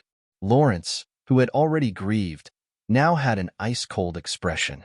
During this period of time, Uhtred had wholeheartedly encouraged and supported Lawrence, causing Lawrence to have extremely deep feelings for Uhtred. Lawrence, who was also a ruthless person, clearly understood that Uhtred's sudden death was inseparably related to Charles and Ashburn. Ossen City has 4 city gates. The city guards at the north are controlled by Count Boris.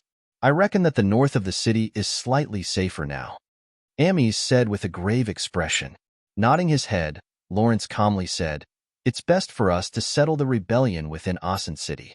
Once we leave Ossen City, Charles and Ashburn will be able to distort the truth. A large-scale war is definitely not an outcome I wish to see. In this way, even if we ultimately emerge victorious, the Lancelot Empire's strength will be greatly damaged." "That's right. It's best to settle the matter within Ossen City. I'm afraid that this is also Ashburn and Charles's intention. Currently, the Lancelot Empire has powerful enemies outside its borders. Once the princes fall into internal strife due to seizing power, I reckon that the Lancelot Empire will really head towards destruction." Carell agreed with Lawrence's words and immediately expressed his position. "In that case, the fastest way to settle the rebellion is to get rid of Ashburn and Charles. As long as the two of them are dead, the leaderless Lancelot Empire will no longer be a threat. However, I'm afraid that it won't be that easy to carry out this matter. They are definitely aware of this point. I reckon that there will be many experts protecting Ashburn and Charles." Lawrence continued, "Let's not discuss this matter for the time being. Old Han and the others are at the north of the city. Other than him, your father and a few other marquises who are still alive are all within the castle of the Northern City Guard. For the time being, Ashburn and the others have yet to truly attack the north of the city. That place can become our main camp, and we can discuss in detail there," Han Shua suddenly said. Lawrence was somewhat startled when he heard this and asked, "They are all there?" Nodding his head, Han Shua said with certainty, "That's right. Other than them, the second prince and the youngest prince, as well as the survivors under them, are also at the north of the city. Currently, the entire Ossen City, other than the north of the city, is filled with Ashburn and the eldest prince's soldiers and knights. Only that place is temporarily safe." The 12 mystical demons were scattered in every corner of Ossen City. The mystical demons that were constantly roaming around were able to clearly observe the entire situation in Ossen City. Looking at the entire Ossen City, no one could understand the situation in Ossen City better than Han Shua. The boastful Han Shua was calm and natural, as though everything was under his control.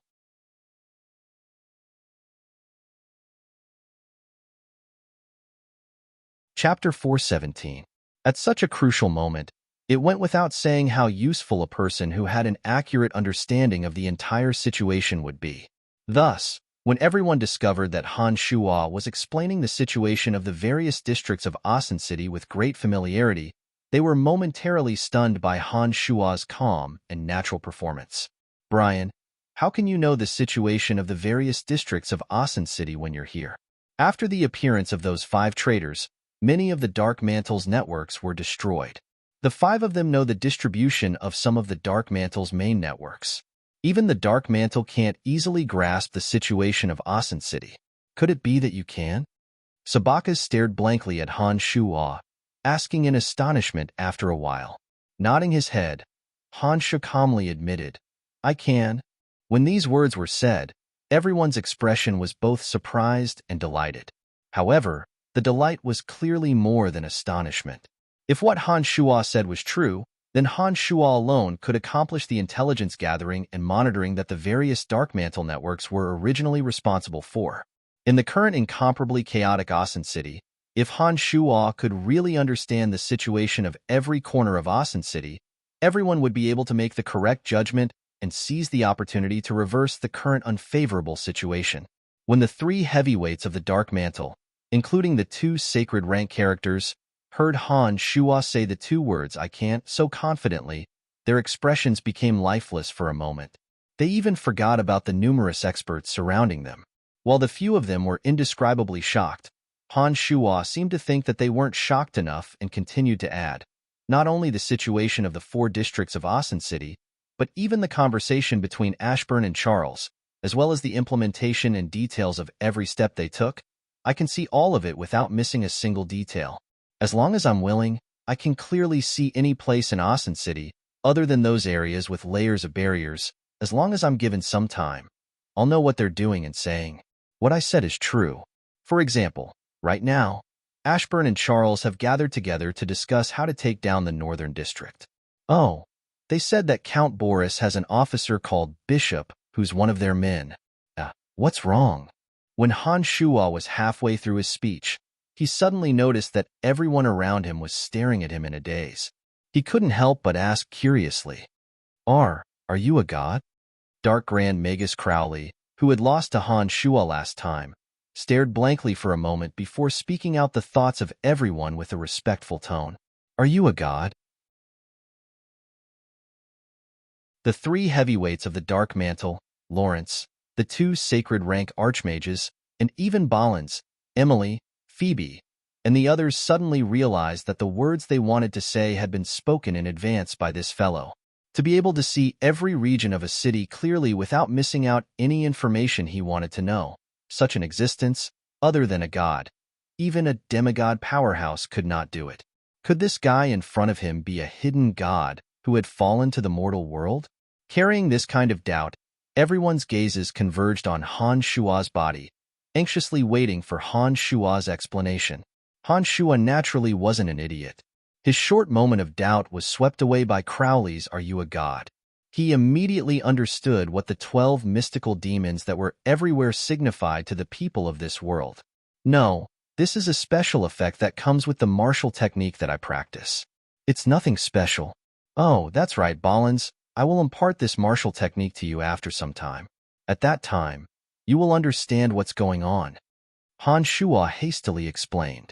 When the sluggish Balins heard Han Shuo's words, he was so happy that he almost fainted. Fortunately, Balins hadn't lived in vain for so many years. He hastily stabilized his chaotic emotions and said with a trembling voice, "Thank you, senior brother. Thank you, senior brother." Everyone's envious and jealous gazes instantly focused on the excited Balins. Even sacred Swordmaster Corel, whose heart was as calm as water, felt a little envious of Balins. He thought that Balins' eyes were really sharp to actually find such a mystical senior brother. I also want to learn. Phoebe's bright eyes fixated on Han Shuo's body as she said straightforwardly. Han Shuo was slightly startled. He shot a glance at Phoebe, coughed dryly, and pretended to be serious as he said, "The sect's secret technique cannot be passed on to outsiders, not even to my wife." However, in his heart, Han Shuo thought, "Since you have a request for me, then I must properly grab hold of it. I can't easily agree. I must at least let you know your place." "Phoebe, don't mess around." Sacred Swordmaster Corel frowned as he berated Phoebe. Phoebe was most afraid of this teacher of hers. She resentfully glared at Han Shuo after hearing his words, and inwardly thought that when they were alone, no matter if she pestered him relentlessly or attacked him tenderly, she must definitely dig out this martial technique from him. "I know, Bishop. I didn't expect him to be a traitor. We must immediately head to the northern part of the city and stabilize the situation there." Lawrence's heart was burning with impatience. He planned to first head to the northern part of the city where Boris was. Up until now, only the northern city guard was still under their control. You guys leave first. I'll seal off Embark. One of the three heavyweights, Candide, hesitated for a moment before saying to everyone with a gloomy expression that never changed even after 10,000 years. Space Sacred Magus Sabakas hesitated for a moment after hearing Candide's words, then nodded and said, "All right, it's good to seal off Embark for the time being. At least after the northern part of the city falls, we can still temporarily hide in Embark, or leave Asen City through the magic array on Embark. Oh, fortunately, the authority of the Dark Mantle has always been in the hands of the three of you. Otherwise, if those fellows were to find out more of the Dark Mantle's secrets, I'm afraid we would really be in big trouble this time." From the conversation between Candide and Sabakas, Han Shuo understood that the Dark Mantle was still hiding many secrets. Han Shuo had never heard of sealing off the mountain. However, it seemed that the entire Embark could be sealed off. The two of them said that the Dark Mantle headquarters could still be the last stronghold once the mountain was sealed off. This meant that the safety of Embark after being sealed off should not be a problem. "Candide, I'll leave this place to you for the time being. This is our badge." Ames held the badge that represented his identity and solemnly handed it over to Candide. "Be careful." The other member of the three heavyweights, Cecilia, similarly handed over the badge that represented her identity to Candide with a solemn expression. If Embark is to be sealed off, it can only be activated with the identity badges of the three leaders. Once Embark is sealed off, all the entrances and exits in the common magic array will be sealed. Apart from the few of us, anyone who doesn't know the method can forget about freely entering and leaving Embark. Ames explained to Han Shuo, Lawrence, and the others. Even Han Shuo didn't know about this secret. When Han Shuo looked at Emily, he discovered that Emily also had a puzzled expression on her face. After carefully observing the surroundings, Han Shuo discovered that there were quite a few Dark Mantle higher-ups here. However, the ones who truly knew about this secret were probably only the three heavyweights and the four elders. From the looks of it, as the largest and most terrifying organization in the Empire, the secrets hidden by the Dark Mantle shouldn't be as little as what everyone had seen. Sealing off the entire Embark was probably just the tip of the iceberg. After Ames finished explaining, everyone made a prompt decision. Taking advantage of the fact that Embark had yet to be sealed off in Candide's hands, they used the existing transportation array here to directly reach the Dark Mantle's branch stronghold in the Northern City District. The Northern City District was similarly attacked. Han Shuo's mansion was here. However, compared to the other districts, the Northern City District was still considered safe. Those who attacked Han Shuo's mansion, regardless of whether they ultimately achieved their objective, had all left the Northern City District before the knights of the Northern City Army arrived. Arriving at Boris's castle in the Northern City District, the powers that were inclined towards Lawrence gathered together. As Han Shuo could clearly see the distribution of Ashburn's forces and knew the details of their next steps, Han Shuo had become the most important person. Under Han Shuo's description, the distribution of Ashburn's and the eldest prince's forces, the secret movements of the various nobles, the current situation within the imperial palace, and the movements of the other two princes were all discovered by everyone. Within the extremely chaotic Asen City, Lawrence's side had someone like Han Shuo who could see through the entire situation. The benefits to Lawrence's side were quickly manifested. Under Han Shuo's guidance, the 12 traitors within the Northern City Guard, led by Bishop, were all executed over the next 2 days.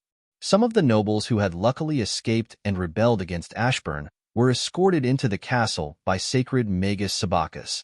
2 attacks against Ashburn and the others from the Northern City Guard were ambushed by a trap that had been set up beforehand. The leaders were killed on the spot. With Han Shuo's existence, Lawrence, Old Han, and the other military strategists were adept at using the power in their hands. Under the circumstances of not using their own side, they firmly defended the Northern City District. Furthermore, they slowly accumulated the power in their hands, forming the only power in Asen City that could threaten Ashburn and Charles.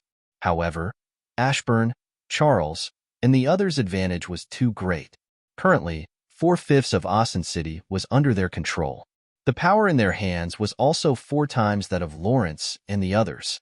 The temporary victory of the Northern City Guard didn't seem to be enough to reverse the overall situation. On the third day, when everyone was anxiously pondering on how to resolve this problem, Han Shua suddenly discovered through the mystical demons that there was an iron-blooded army of 50,000 stationed at the northern city gate of Asen City. It was also on the same night that a skinny, middle-aged man grabbed Fanny and scolded Han Shua the entire way. He barged into the northern city district's castle and brought new trouble to Han Shua.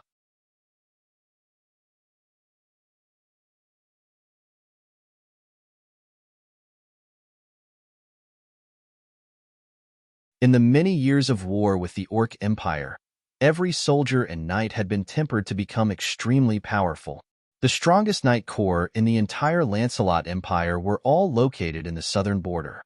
Without the existence of this person, the vast southern border would become a pasture for the orcs. The Lancelot Empire would also be invaded by the barbaric orcs. It could be said that regardless of who the ultimate beneficiary of the coup in Asen City was, Firenze's position in the southern border would not be affected in the slightest. The reason was none other than because other than a madman like him, there was no one else who could stabilize the situation in the southern border. Just based on this point alone, he had become the most skillful person. During such a time of internal strife, if this person wanted to, he could completely separate the southern border from the Lancelot Empire and become the true emperor of the southern border. Where's that little bastard? Get out here. Firenze scolded loudly along the way. None of the densely packed soldiers in the surroundings dared to stop him, taking the initiative to make way for him. Father! Fanny, who was grabbed by Firenze, blushed, as if she was ashamed to have such a father. Don't worry about it. That little bastard is already a playboy by nature at such a young age. I must teach him a lesson today. I don't care if he is the city lord of Bretel City or not. If he provokes me, I will start a war with him first. The Lancelot Empire is not chaotic enough anyways. It doesn't matter if I add some fuel to the fire. Firenze's anger soared to the heavens as he pulled Fanny up to the second floor. At the beginning, when Fanny mentioned Brian's identity, Firenze was rather appreciative. He had also heard of some of Han Shua's deeds and felt that this kid was quite to his liking. He thought that this marriage was justifiable and that Fanny marrying him would not be a disgrace to her family. However, he was somewhat unhappy that Han Shua stood him up time and time again. This time, he had clearly arrived at Asen City, but Han Shua still did not take the initiative to pay his respects. This made Firenze somewhat angry. However, he could still reluctantly accept that the situation in Asen City was indeed somewhat complicated. However, when he began to use his power to understand Han Shua, he suddenly discovered that Han Shua and Phoebe of the Buzzed Merchant Guild were actually lovers. This was no small matter. When Firenze, who was far away from Asen City, found out about this matter, he naturally thought that Han Shua had deceived his daughter's feelings. He almost directly rushed to Han Shua's mansion to start a big fight. Forcefully restraining the impulse in his heart, Firenze found Fanny and interrogated her. After the interrogation, he discovered that not only did Fanny know about that kid's lousy affair, she even coyly said that she was willing and said that she was not calculative in front of him. This made Firenze so angry that he almost fainted. Following that, Fanny even mustered up her courage and said that Han Shua had another woman called Emily apart from Phoebe. This time, Firenze really started to go berserk. Without saying anything further, he dragged Fanny over to settle the score with Han Shua. I am. Han Shua stood on the stone steps leading from the second floor to the third floor. He looked at Firenze, who was walking over with a flushed face and cursing all the way. Han Shua's heart was perturbed, but he could only helplessly say this. Brat, you still dare to come out. Not bad, not bad. Firenze gnashed his teeth. He casually snatched a spear from the hands of a nearby guard and shot it at Han Shua. This spear was like a dazzling silver lightning, arriving in front of Han Shua in the blink of an eye. Firenze was extremely good at leading troops and was a Sky Knight himself. This attack contained fighting aura, and its momentum was not to be underestimated. Han Shuo had long since known that Forenza wouldn't let the matter rest. He raised his left hand, and the demon's lair edge burst out from his palm. With a clang, it collided with the tip of the spear, shattering the spear inch by inch. "Father, you said you wanted to have a good talk." Fanny grabbed Forenza with both hands, loudly berating him while helplessly looking at Han Shuo. She repeatedly winked at Han Shuo. "Isn't this a good talk? If not, why would I have come here alone? This brat could get rid of Liakane, and there are so many old farts here protecting him. If I didn't come here to have a good talk, then what is a good talk?" Forenza turned around and glared at Fanny, lightly scolding, "Lass, let go of me. I want to have a good talk with him." Old Han, Amies, and the others had just walked to Han Shua's side when they were scolded by Forenza's "so many old farts." Old Han was furious. He pointed at Forenza and angrily rebuked, "You lunatic, who are you calling old farts? I'm not scolding you." Forenza snorted with a cold face. Old Han's expression relaxed. Just as he was about to stop pursuing the matter, he was almost angered to death by Forenza's next words. "I'm scolding all of you. Don't think that I won't know he's inside just because he didn't come out." Forenza sneered as he looked at Old Han's relaxed expression before decisively adding on. Han Shuo blankly stared at Forenza. He thought to himself that this guy really had a personality. It seemed that someone who dared to beat up Grand Duke Ashburn in court was indeed not an ordinary person. "Motherf asterisk cur, you mad dog. When did I offend you?" Old Han rarely got angry these past few years. However, upon seeing Forenza, he was infuriated to the point of even cursing. "Your wife snatched my daughter's man, and Carol's disciple also snatched my daughter's man. Motherf asterisk cur, are you bullying me because I'm in the southern border and can't do anything here? That's why all of you are bullying an honest person like me." Forenza was indeed like what Old Han said. He was like a mad dog, scolding whoever he caught. When these words were spoken, Emily's charming face immediately turned deathly pale. Han Shua's heart also trembled, thinking that this was going to be fun. As expected, Old Han's expression suddenly sunk. He looked coldly at Forenza and said, "What do you mean? Tell me clearly. If you dare to slander my family, I'll pursue this matter even if it costs my life." Unknowingly, Sacred Swordmaster Karel and Sabakas had also walked out from inside. Karel glared at Forenza and shouted, "What do you mean? The Empire is in chaos now. How long are you going to cause trouble for? This brat already has those two girls, Phoebe and Emily, yet he still dares to provoke my daughter. Don't you know that?" Forenza didn't fear Old Han and Carol's fury at all as he sneered and said these words. After pausing for a moment, as if he felt that he hadn't caused enough trouble, Forenza coldly added, "I will definitely pursue this matter. Before this matter is resolved, the internal strife of the Empire has nothing to do with me. You can cause trouble however you like. Whoever lives or dies has nothing to do with me. Motherf asterisk cur, even if the Lancelot Empire is finished, I won't allow anyone to bully my daughter.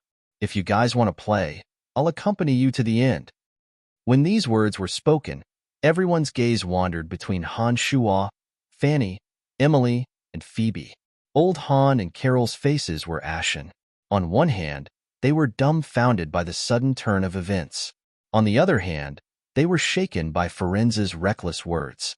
Regardless of whether it was Old Han or Karel, they had devoted their entire lives to the Lancelot Empire. To them, the Lancelot Empire's future was what they truly cared about. Forenza, this madman, could disregard the Lancelot Empire's existence, but they couldn't. "Emily, is what he said true?" Old Han's expression was somewhat ugly as he looked at the pitiful Emily who was on the verge of tears and asked.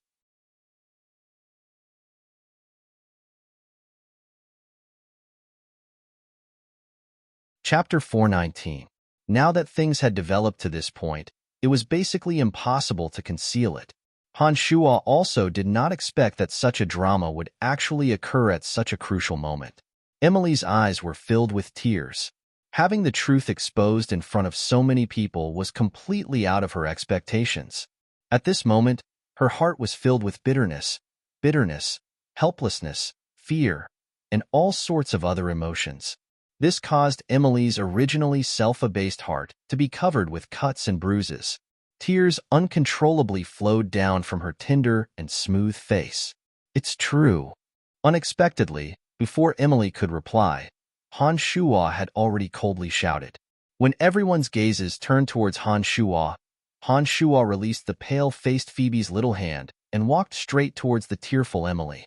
In front of everyone, he tightly grasped Emily's hand and slowly swept his gaze across the crowd with a gloomy face, saying, "What he said is absolutely correct. Emily is my woman. However, I was the one who painstakingly pursued her. It has nothing to do with anyone else." Old Han's face was ashen as he furiously glared at Han Shuo and Emily, repeatedly saying, "Good, very good. I never thought that such a scandal would actually occur in our Betteridge family. I'm very sorry about my sister's matter.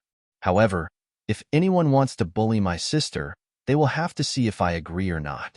One of the three heavyweights of the Dark Mantle, Ames, after a short period of shock, resisted the urge to ask Emily the truth and said to the crowd with a sneer. As Emily's blood brother, only the siblings knew how much Ames doted on Emily. At this crucial moment, Ames unhesitatingly stood beside Emily. Looking at the tearful Emily, Ames, who was like a god of death in the eyes of the nobles of the empire, was similarly enraged. "Brian, look at what you've done." Sacred Swordmaster Corel coldly looked at Han Shuo and angrily shouted. For a moment, the crowd once again focused on Han Shuo. Only now did everyone realize that the true culprit should be Han Shuo. All sorts of accusing and angry gazes landed on Han Shuo. In the face of the crowd's anger, Han Shuo put on a gloomy face and looked at them one by one. In a deep voice he said, "This is our business. It doesn't seem to have anything to do with you. If anyone thinks that they can use their power to pressure me, let's wait and see." "Brat, you have guts." He pointed at Han Shuo and said, "Leave those two girls for me right now. As long as you focus on taking care of my daughter, I can't forget about what happened in the past. As long as you follow me to the southern border, no matter how chaotic Lancelot Empire is, I can guarantee that you will be safe and sound." After a pause, Firenze continued, "Otherwise, we will fight to the death. Let's see who can still laugh in the end." "Father." At this point, Fanny had a distressed expression and couldn't help but shout. Fanny also didn't expect that things would develop to this stage. However, she also couldn't control Firenze's temper. She simply didn't know when he would go crazy. Currently, Emily, Phoebe, herself, and Han Shuo were all in an extremely awkward situation. Originally, it was only Han Shuo's private matter, but it had been turned into a three-way meeting. Fanny naturally pushed the blame onto herself, thinking that Brian would definitely hate me now. Heavens, what should I do? "Brian, now that things have come to this, aren't you going to give us an explanation?" Old Han's face was ashen as he furiously glared at Han Shuo. Looking at the tearful Emily, looking at the distressed Emily, and finally glancing at the terrified Phoebe, Han Shuo took a deep breath. Under everyone's attentive gaze, Han Shuo said in a low voice, "I have already told the three of you the ins and outs of this matter in detail. The three of you should be clear about the course of events. Now that things have come to this, I have nothing else to say. You all know how I have treated you. Here, I will give you all a choice, and you all will also give yourselves a choice. If you are willing to follow me, as long as you agree, I will face any difficulties together with you. As long as you are willing to follow me, I guarantee that I will treat you well in the future and won't let anyone bully you. If you can't accept it, then consider it as me owing you all in this lifetime. Our fate in this lifetime ends here. From today onwards, we will no longer have any relationship." "Brat, what kind of nonsense are you spouting? Now that things have come to this, do you still want to have women on both sides?" Firenze was furious. He lifted up his sleeves, intending to settle the score with Han Shuo. Han Shuo's face was gloomy. He glared at Firenze and angrily said, "None of your business. The one I want to marry isn't you. Why are you wasting so much time talking? Damn it, this stinking brat has quite a temper. No one in Lancelot Empire dares to speak to me like this. Let's see how you..." Forenza loudly shouted and prepared to charge at Han Shuo. "Father, I don't need you to meddle in my affairs." Fanny grabbed Forenza and shouted, "I'm willing. I don't care about anything. As long as you want me, I will follow you." The tearful Emily was the first to express her stance. She was already willing to give up everything. Emily tightly grabbed onto Han Shua's hand. Due to the force, her fingertips had sunk into his flesh. It was as though Emily wanted to use this method to gain strength and courage. "Brother, I'm sorry. I love him. I'm very sorry for bringing trouble to you, but I can't leave him." Emily's tears flowed down her cheeks as she looked at Amy's. Amy's body trembled. He suddenly recalled the miserable childhood that the two of them had to depend on each other for many years. "Silly girl, what are you saying these things for?" "No matter what, I will always stand by your side," Amy said to Emily with a doting smile on his face. As the saying goes, an elder brother is like a father. This was how Amy's felt towards Emily. Both of their parents died when they were young. It was Amy's who painstakingly brought up Emily. Everything that the two of them had today was obtained step by risking their lives. In Amy's heart, the most important person in this world was his younger sister. He married Emily to the Betteridge family, but Emily's husband died on the battlefield before they could consummate their marriage. After so many years, Emily became a widow with a hot potato. Amy's clearly understood Emily's pain all these years. He had placed all the blame on himself and had always wanted to fight for Emily's happiness. However, Emily didn't have anyone she liked. Now that the situation had developed to this point, Amy's felt that it wasn't good, but it wasn't bad either. Without thinking, he would naturally prioritize his younger sister's happiness. "Thank you, big brother," Emily cried as she expressed her thanks. Soon after, she looked at old Han, who had a strange expression on his face, and continued, "Father, I have been living very well in the Betteridge family all these years. I really treat you as my father. I also know that you dote on me very much, and I am very grateful to you. I know that my actions might have tarnished the Betteridge family's reputation. I'm sorry. I'm really sorry. Please forgive me, Father. You have always been my father." Old Han's expression froze as he stared blankly at Emily. After a long while, Old Han sighed and did not say anything. With a lonely expression, he walked towards the meeting hall on the third floor. "I am also willing. I don't care about anything. Father, please don't meddle in my affairs." Fanny tightly grabbed onto Forenza, as if she was afraid that Forenza would be so enraged that he would throw caution to the wind. She continued in a shrill voice, "If you don't promise me, I will run away from home again and make it so that you will never be able to find me again." Forenza, who had been clamoring about killing Han Shuo, was suddenly stunned. His face flushed red as he pointed at Han Shuo and cursed, "What's so good about this kid? There are so many good men in the Lancelot Empire. Why do you have to be so fixated on a half-hearted fellow? For him, you actually want to run away from home? Father, you may be good at fighting, but you will never understand true love. My mother has been waiting for you her entire life, always worried that something would happen to you on the battlefield. When she was sick and on the verge of death, you were still fighting a war thousands of miles away. Even when my mother died of depression, you were not by her side. You have already destroyed her life's happiness. Don't tell me you want to destroy my happiness as well?" Fanny was somewhat hysterical.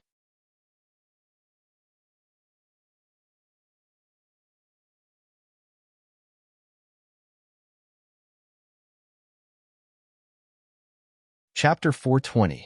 Father. Fanny quietly walked to Forenza's side. Her bright eyes gazed at him as she said faintly, "Father." Forenza stared blankly at Han Shuo. After a long while, he suddenly shook his head and sighed, saying, "Fine, fine. Since you insist, I won't stop you." "Thank you, Father." Fanny's expression was filled with joy. Soon after, she looked at Han Shuo affectionately. Han Shuo also heaved a sigh of relief. He nodded at Fanny and bowed to Forenza, saying, "I will bring her happiness, I promise." "Humph, you brat.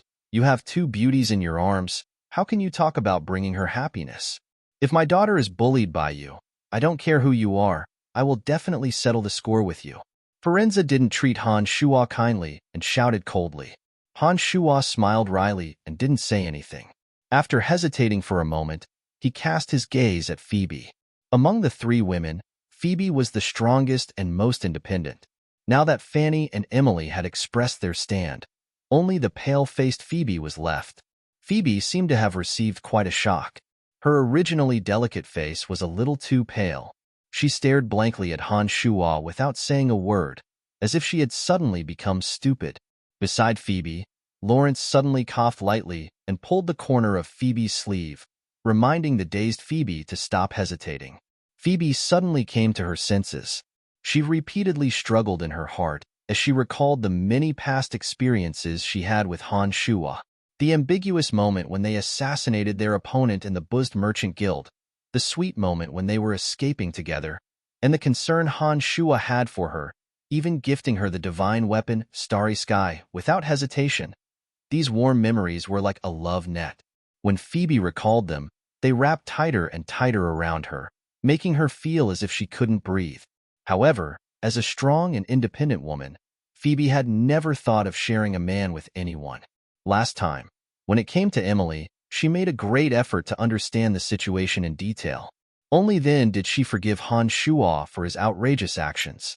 However, this Fanny's situation was somewhat different from that of Emily. Han Shuo's attitude towards Fanny made her understand how strong the love between the two was.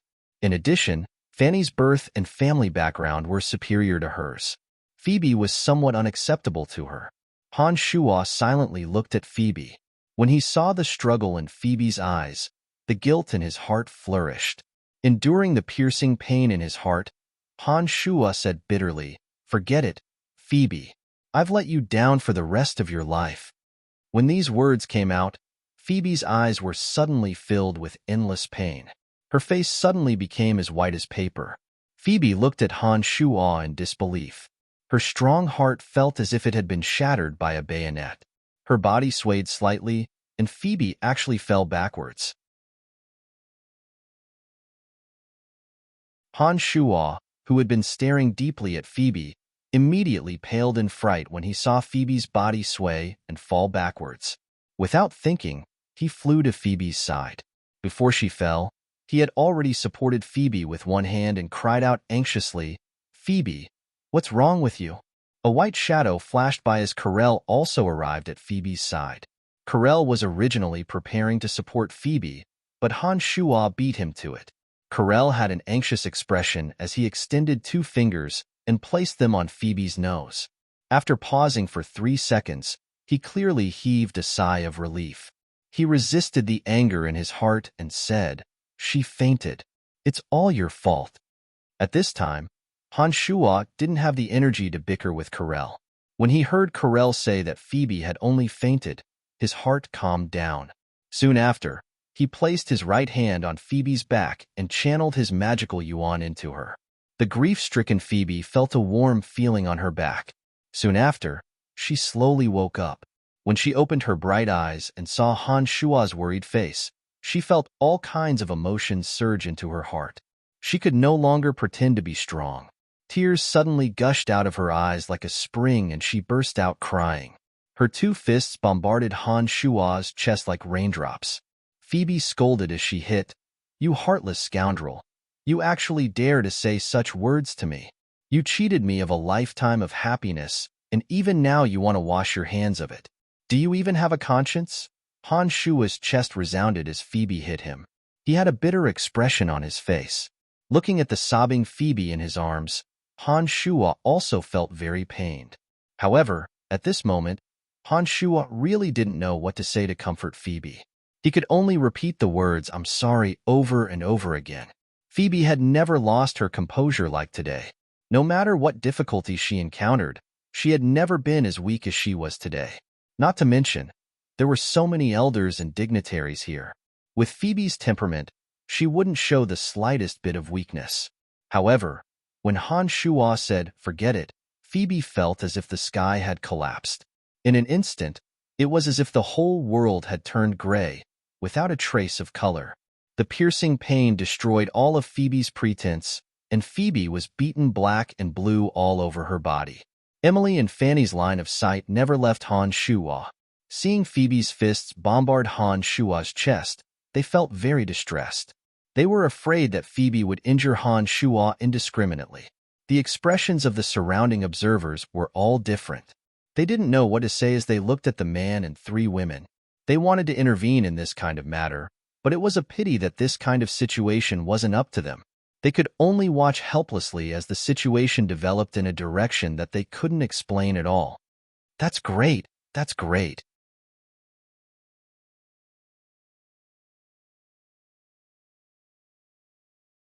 Space Sacred Magus Sabakas lightly coughed.